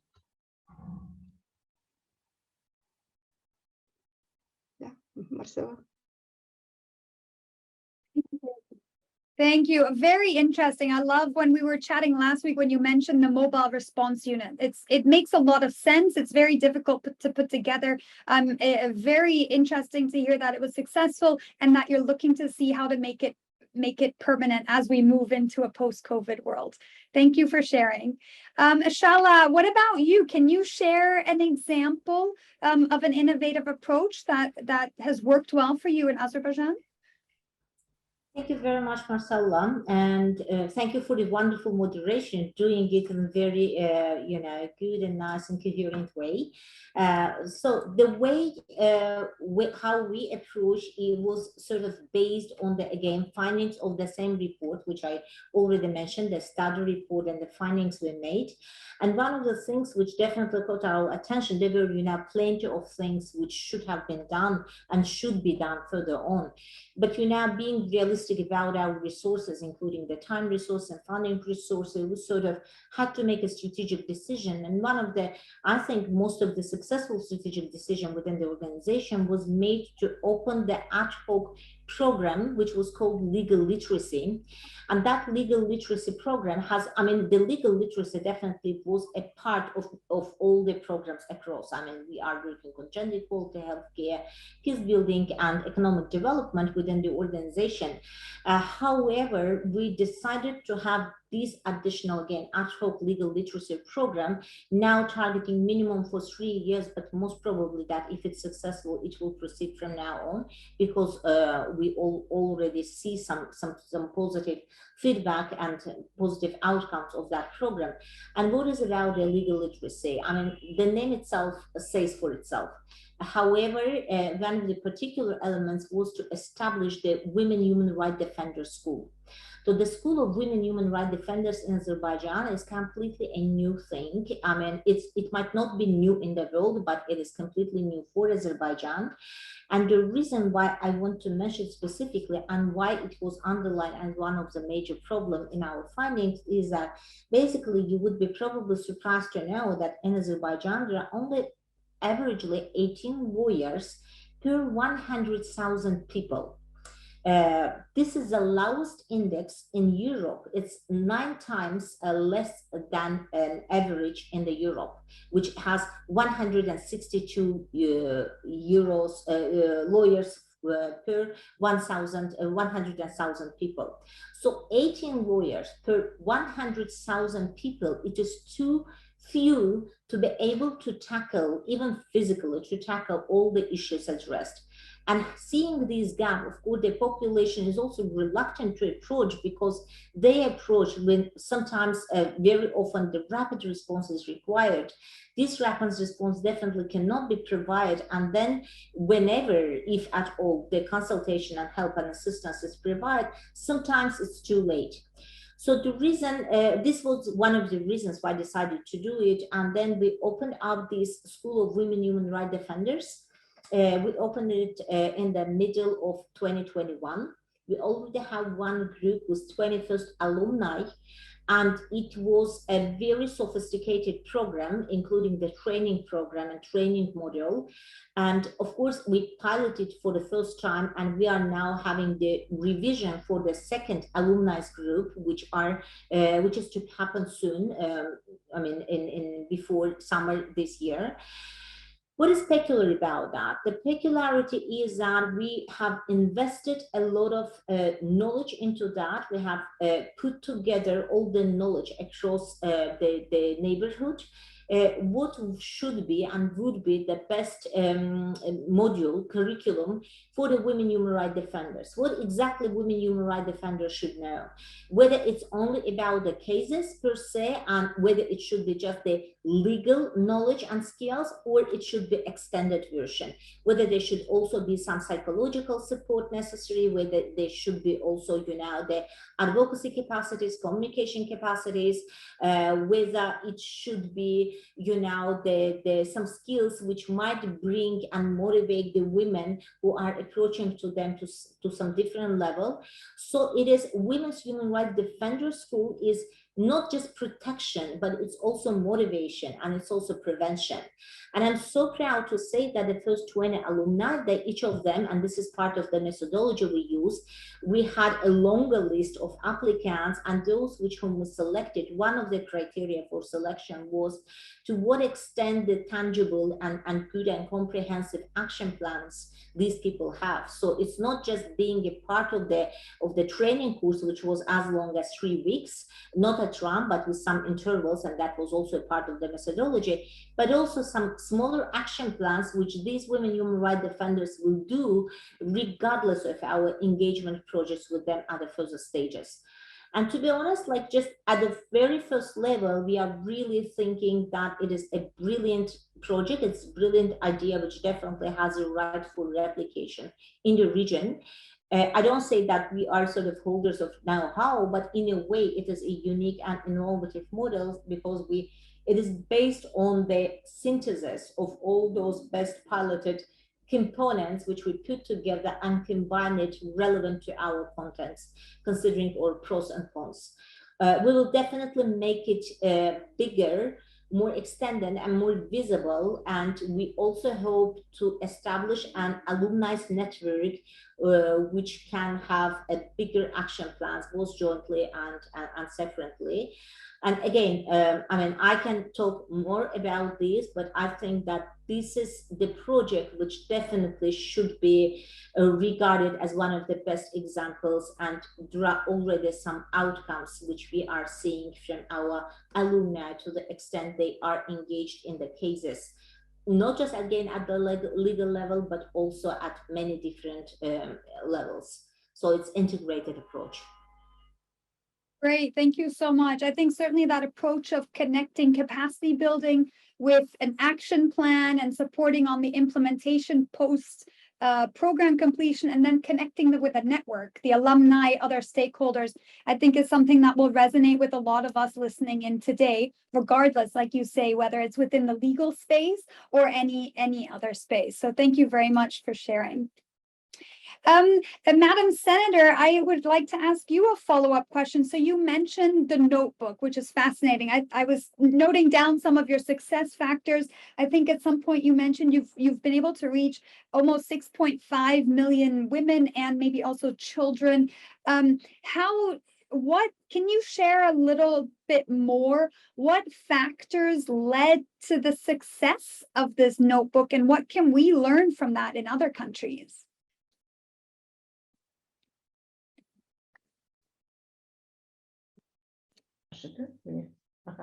Спасибо большое, уважаемый председатель, доктор Марселла. Действительно, мы вот в это время мы говорим, и насилие среди женщин увеличилось. Мы в этом плане, значит, у нас работают в каждом регионе, сейчас у нас уже они, значит, они финансируются из государственного бюджета в каждом регионе по 2 шелтера, то есть эти 28 шелтеров у нас региональных и 1 шелтер у нас республиканский, большой реабилитационный центр для женщин.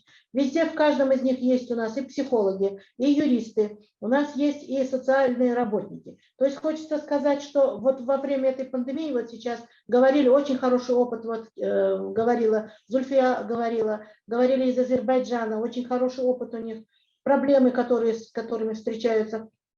Действительно, проблемы у нас у всех одинаковые. Конечно, здесь повышение правовой грамотности наших женщин, в первую очередь. Здесь нам помогают еще и органы внутренних дел. Вот у нас вот сейчас мы говорим, у вас тоже это есть в других странах, это вот мы выдаем ордера для тех, которые были, значит, подвержены насилию, да, со стороны насильника. То есть у нас выдаются сейчас им ордера. Вот в этом году, как раз в прошлом году у нас было 39 тысяч таких ордеров. Но мы сейчас не останавливаемся на этом. То есть сейчас мы разрабатываем, значит, в законодательство хотим ввести то, чтобы, значит, работать уже, если мы ордера давали на месяц, то сейчас мы будем продлевать срок этого ордера, потому что через месяц он опять-таки получается, вот надо бы продлить бы этот вот момент, чтобы действительно поработать уже с теми, кто, значит, подвергает женщин насилию, то есть мужчинами или же с другими членами семьи, третьими лицами и так далее. То есть здесь у нас мы законодательно хотим уже тоже внести вот такие вот изменения.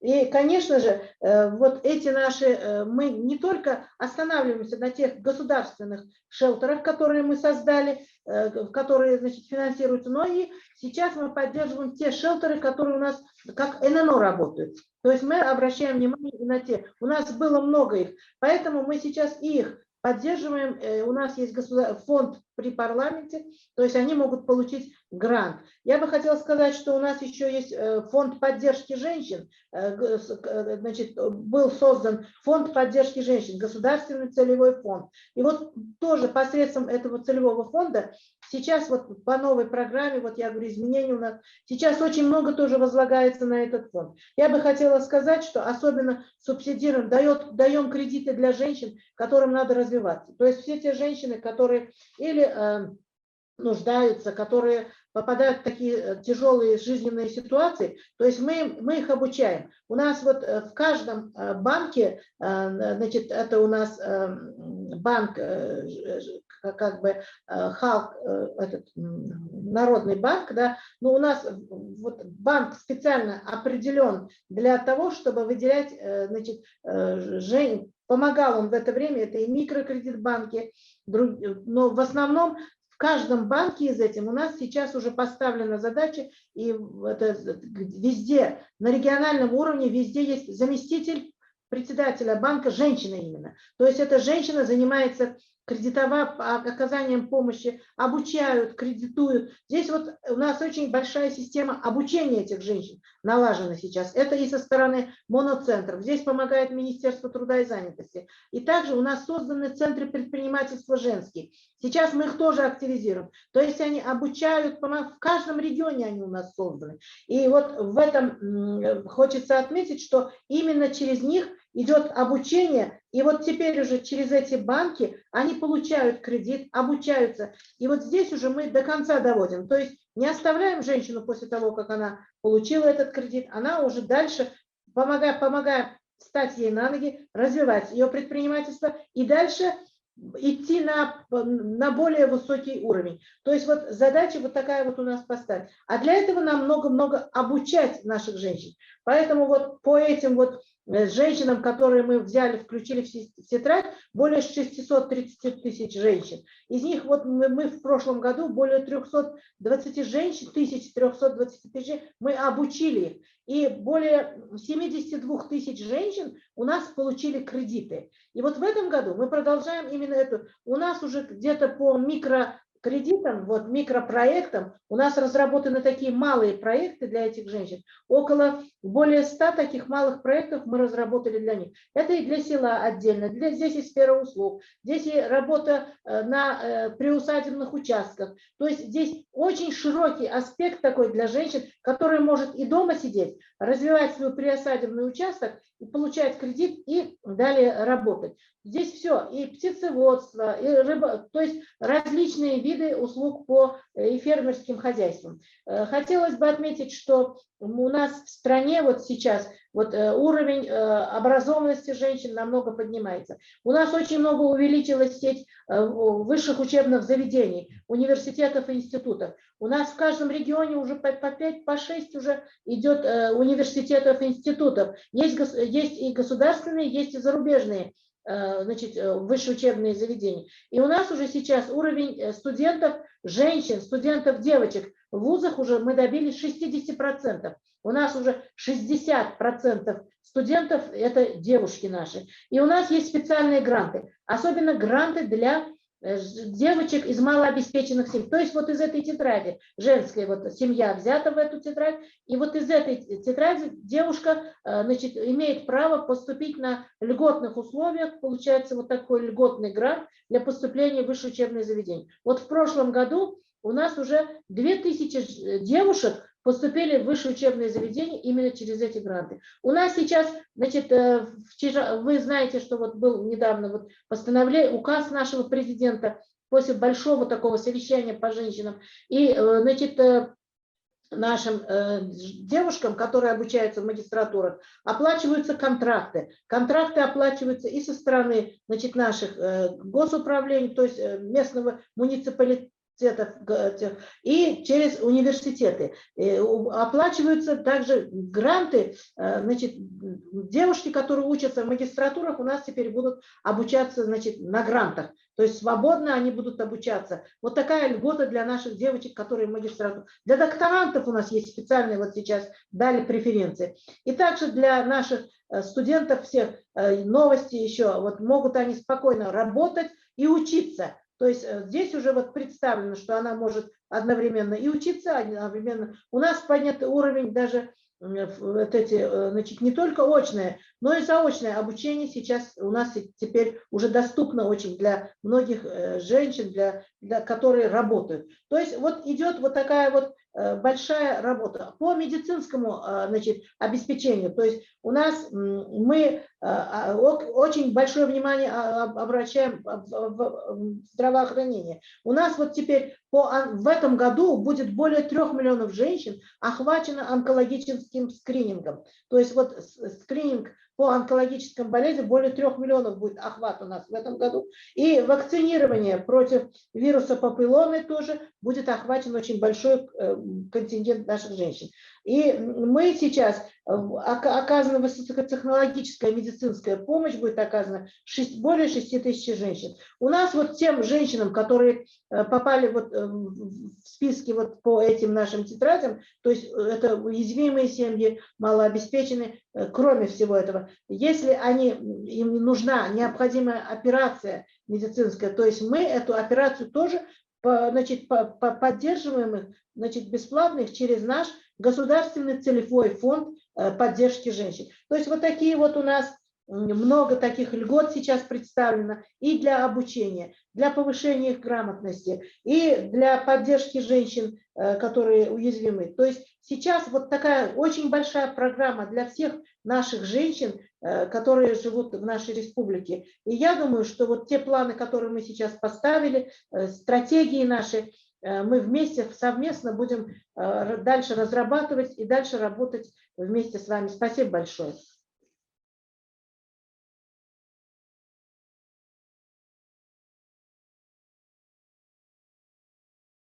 Thank you so much, Madam Senator. I know there's so much information to share, and I really appreciate all your insights. Alice, I'd love to pick your brain on this as well. What is something that you've seen that's been really impactful and innovative that we can share with our participants today? From an ADB perspective, I think what I can flag at this point is maybe a bit more on our CIPRO, or what was mentioned earlier as the COVID-19 pandemic response option. It's a form of it's a type of project, actually more of a program that ADB does to address the pandemic. So basically, our CIPROs are designed to provide immediate relief to families whose jobs and livelihoods were negatively affected. Also to provide stimulus support to SMEs and provide support to health workers and social workers who are at the front line of the pandemic. While this sounds like general support programs to help governments and respond to the pandemic, what makes them innovative, as you were asking earlier, is that they were designed with a gender lens. So first, on the issue of support to... Sorry. Okay. So first, it's on the immediate support to families whose jobs and livelihoods were negatively affected. It is not enough that we set aside millions to provide food packages and cash support to families, but rather we identify the vulnerable ones, such as women-headed households and those with young children, to ensure that they are not left out. In the case of Kyrgyz, where we had one CIPRO, we were able to identify, or at least the government was able to identify the most vulnerable, because they have this national ID system where the sex and age of the individual is known, as well as promoting the social family passport system, which is currently being developed and tested, which also identifies family income, presence of family members with disabilities, compensation being received, and other pertinent information, which allows a more targeted approach to the provision of food packages and cash support. In the case, in the second part, in the case of SMEs, especially those impacted by the pandemic, as mentioned earlier, were industries where many women work. For example, small hospitality and tourism related businesses such as homestays, eateries, souvenirs, and other local products, as well as other small enterprises such as salons, dress and tailoring shops. This was mentioned earlier in Emilia's study. So in Kyrgyz, to help support this MSMEs, the government passed a law, and I think Dr. Nabila earlier asked a question on this. The government passed a law on the deferral of an installment in the payment of tax arrears and social security contributions, as well as on the non-application of tax sanctions and penalties for the late fulfillment of tax obligations. Bank loans of these small enterprises were also restructured, whereby their payment dues have been postponed. So these kinds of law has been benefited more than almost 3,000 SMEs in Kyrgyz alone. And of this, 34% are actually women-owned businesses. On the third and final point, specifically in the case of providing support to health workers, our CPROs note that more than 80% of health workers in almost all countries are women.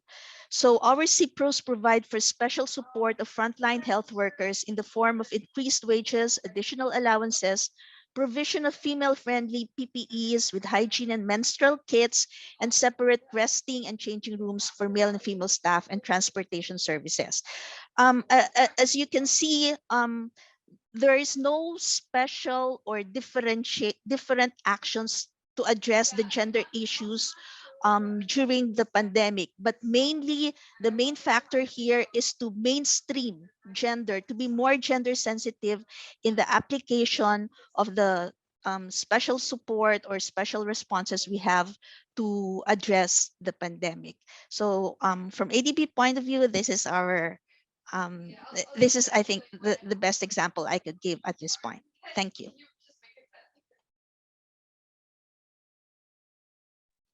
Thank you, Alice. And at this point, I'd actually like to have a look at the Menti, because a lot of our participants gave us their thoughts on what some of the more critical or more relevant areas were for them. And it's interesting because this is what we're hearing from the panelists as well, right? We're seeing violence. Some of that's gender-based violence, or just more, violence for both genders, unemployment, education, salaries, migration. And so we're seeing the examples that we heard from the Senator, Zulfia, Shala, and Alice are all relevant in all these critical areas. And that's the objective of today's panel discussion, is that hopefully we've been able to share some golden nuggets that you can take back for some of your projects and challenges that you're facing as well. Great, thank you so much. I'd love to take the opportunity now for a quick photo just before we do the closing, our closing thoughts. For those in the audience who are still with us, kindly turn on your camera, and then the team will take a group photo. Great to see all these faces in our digital digital setup here. All right. So Marcella, I have 3 panels here. So to our participants, please hold your smiles. All right.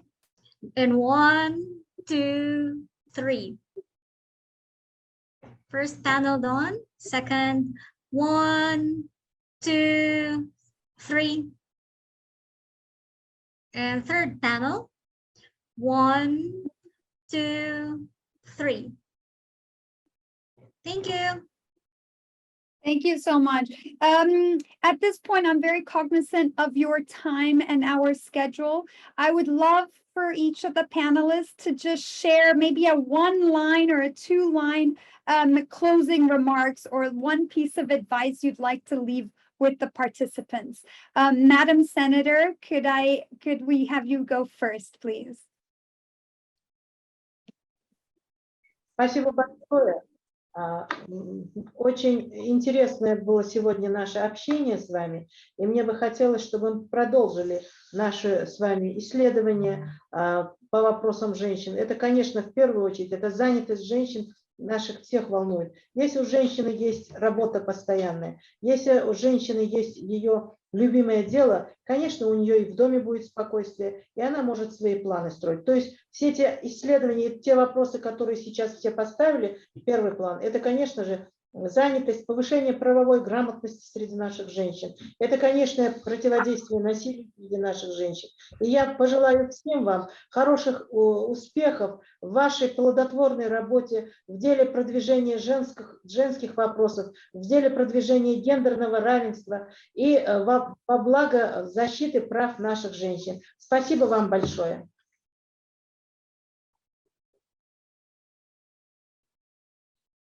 Thank you very much, Madam Senator. Thank you for joining us.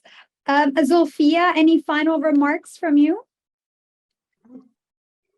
Благодарю, Марсела. Я как раз хотела отметить, что вот опыт создания мобильных групп для экстренного реагирования на случаи насилия, да, который у нас был в Кыргызстане во время пандемии, он получил продолжение в том виде, что потом мэрия Бишкека, она открыла собственный уже муниципальный кризисный центр, убежище для жертв насилия, и таким образом он действует сейчас на постоянной основе, да, и в этом смысле можно говорить, да, что вот этот опыт работы мобильных бригад, он в какой-то мере создал почву и понимание, и готовность уже муниципалитета взять на себя часть обязательств, да, по решению этой проблемы. И также у нас была включена специальная задача в национальный план действий по достижению гендерного равенства на 2022-2024 годы. Задача как раз по внесению в законодательство и подзаконные акты о чрезвычайных ситуациях гендерно-чувствительных положений, да, которые бы как раз позволили нам во всех будущих случаях уже иметь необходимую нормативную основу для, в том числе и такого рода инноваций, как это были мобильные группы, да, но, соответственно, там могут быть и другие моменты также включены. В этой связи любой кризис, он, с одной стороны, высвечивает, да, существующие проблемы неравенства, но при этом и дает возможность привлечь к ним внимание, да, и, соответственно, найти какие-то новые модели для их решения, вообще активизировать усилия. Исходя из нашего вот этого конкретного примера, кейса, я бы сказала, какие факторы, да, способствуют тому, чтобы это стало возможным. Во-первых, наличие сильного гражданского общества, у которого есть уже достаточно сильный потенциал и выстроенные связи, сотрудничество с государственными органами и партнерами по развитию. Это непосредственно общественное внимание, общественный резонанс к этой проблеме. Наличие технической поддержки, да, вот это те факторы, которые, ну, являются важными, значимыми для того, чтобы мы могли что-то изменить и внести какие-то изменения. И второе, что любые наши какие-то достижения мы должны обязательно переводить в плоскость долгосрочного воздействия, да, переводить в возможность институционального закрепления этих новых механизмов, подходов, чтобы они имели воздействие уже и в ситуации после кризисной ситуации, после чрезвычайной ситуации, и, соответственно, тем самым вносили вклад в улучшение гендерного равенства. Благодарю.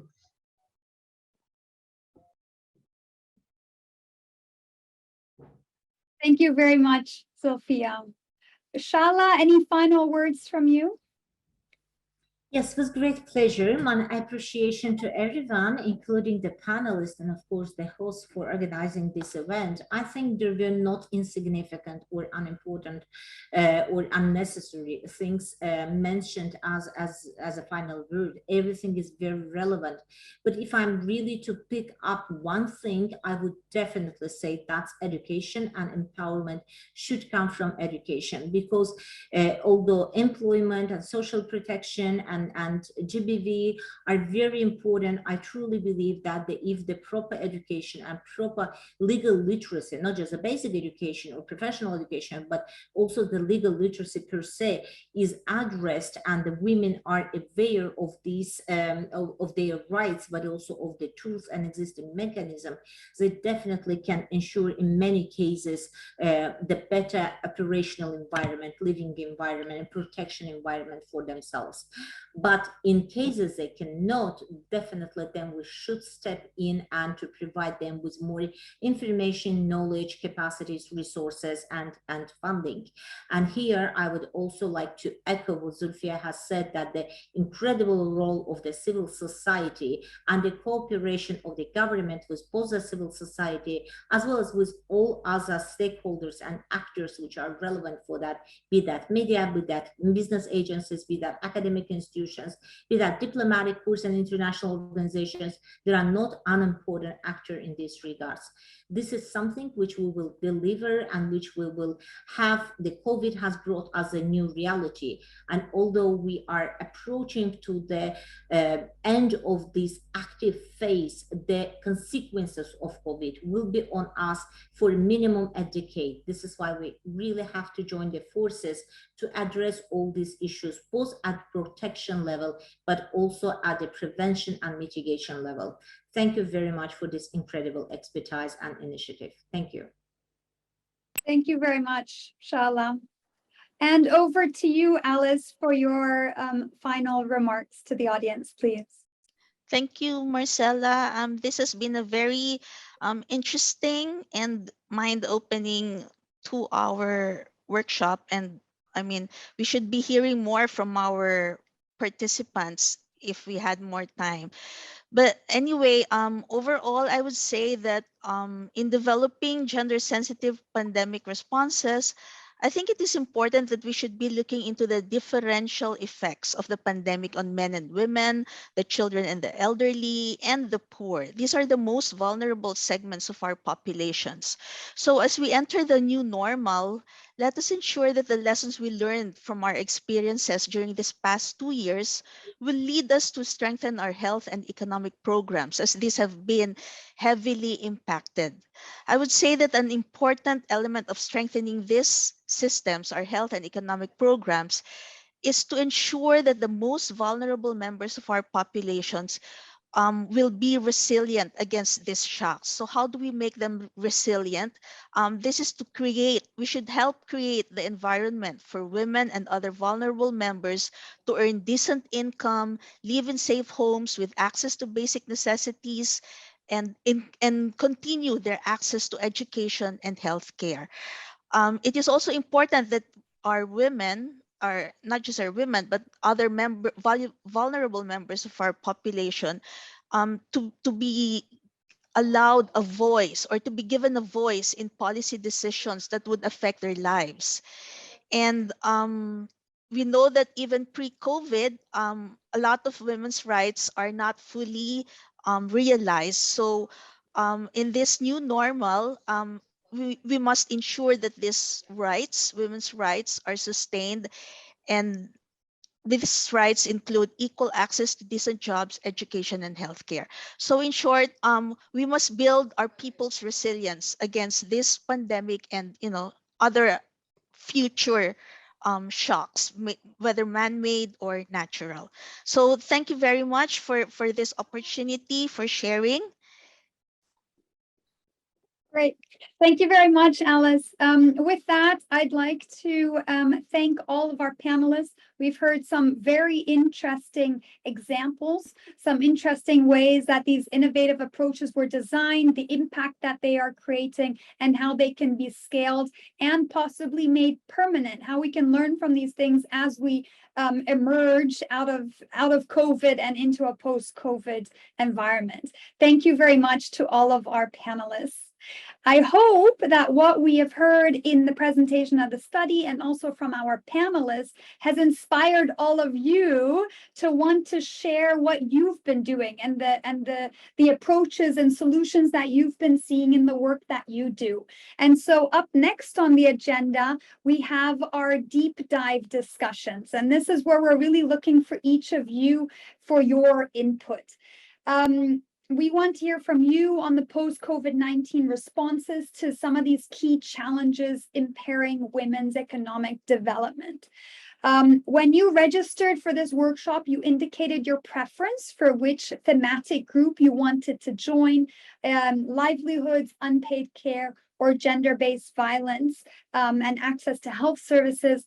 We have tried to accommodate your preference, but we may have had to make some adjustments. So we appreciate if you only got your second choice in this case.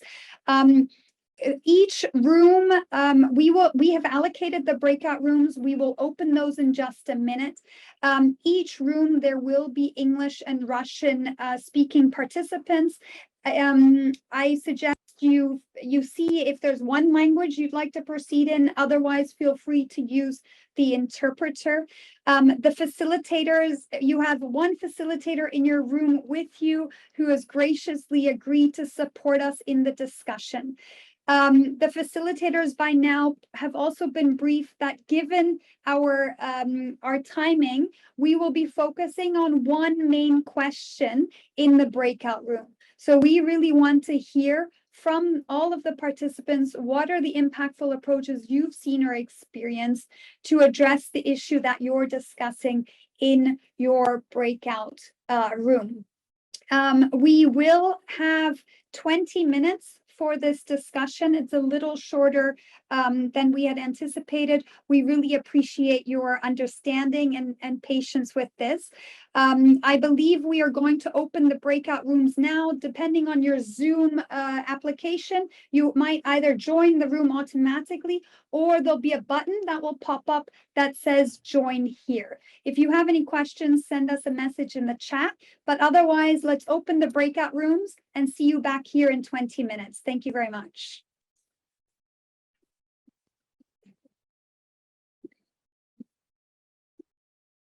Welcome back, everyone. I do like that about the virtual setup. We can actually get everyone to contribute at the same time without necessarily all speaking at the same time. Thank you to all of our facilitators and thank you to all of our participants.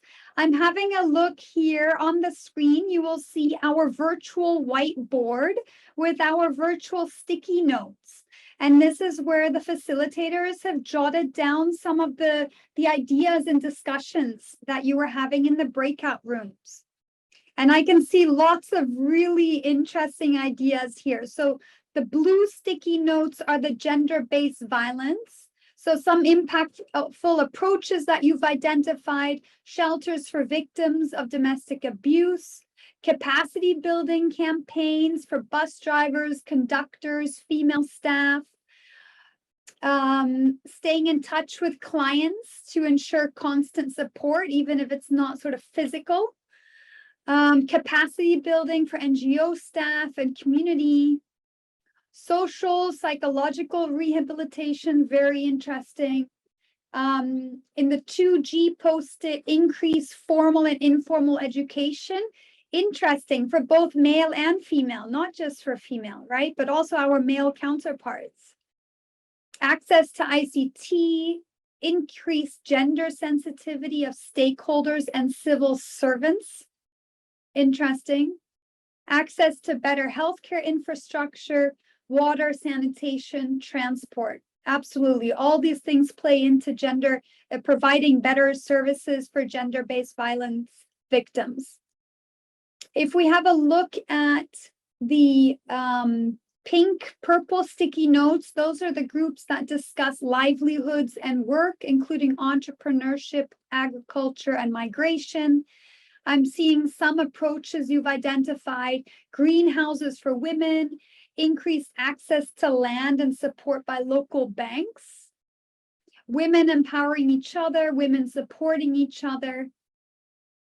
Very interesting. Supply chains, increasing women-owned SMEs as part of the supply chain as a means to provide income and a livelihood.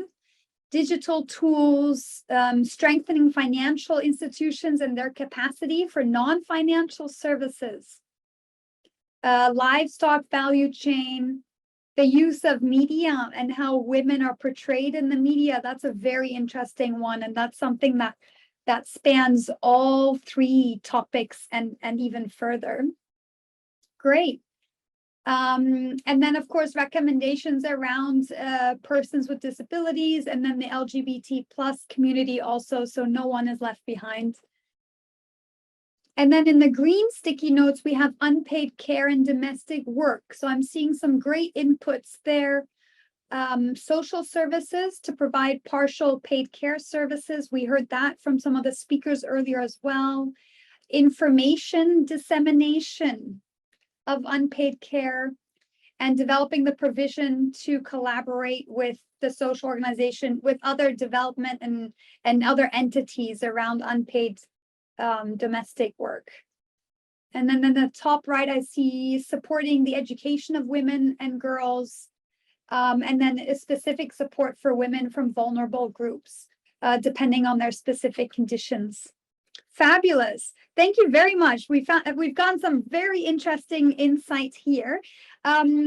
I would now actually firstly, I'd like to thank you for sticking it out with us. I know we are running a little behind schedule, and I promise we will be wrapping up in the next 5 minutes. So just hang in there with us. At this point, we'd love to do a summary of all the information that was shared with us today.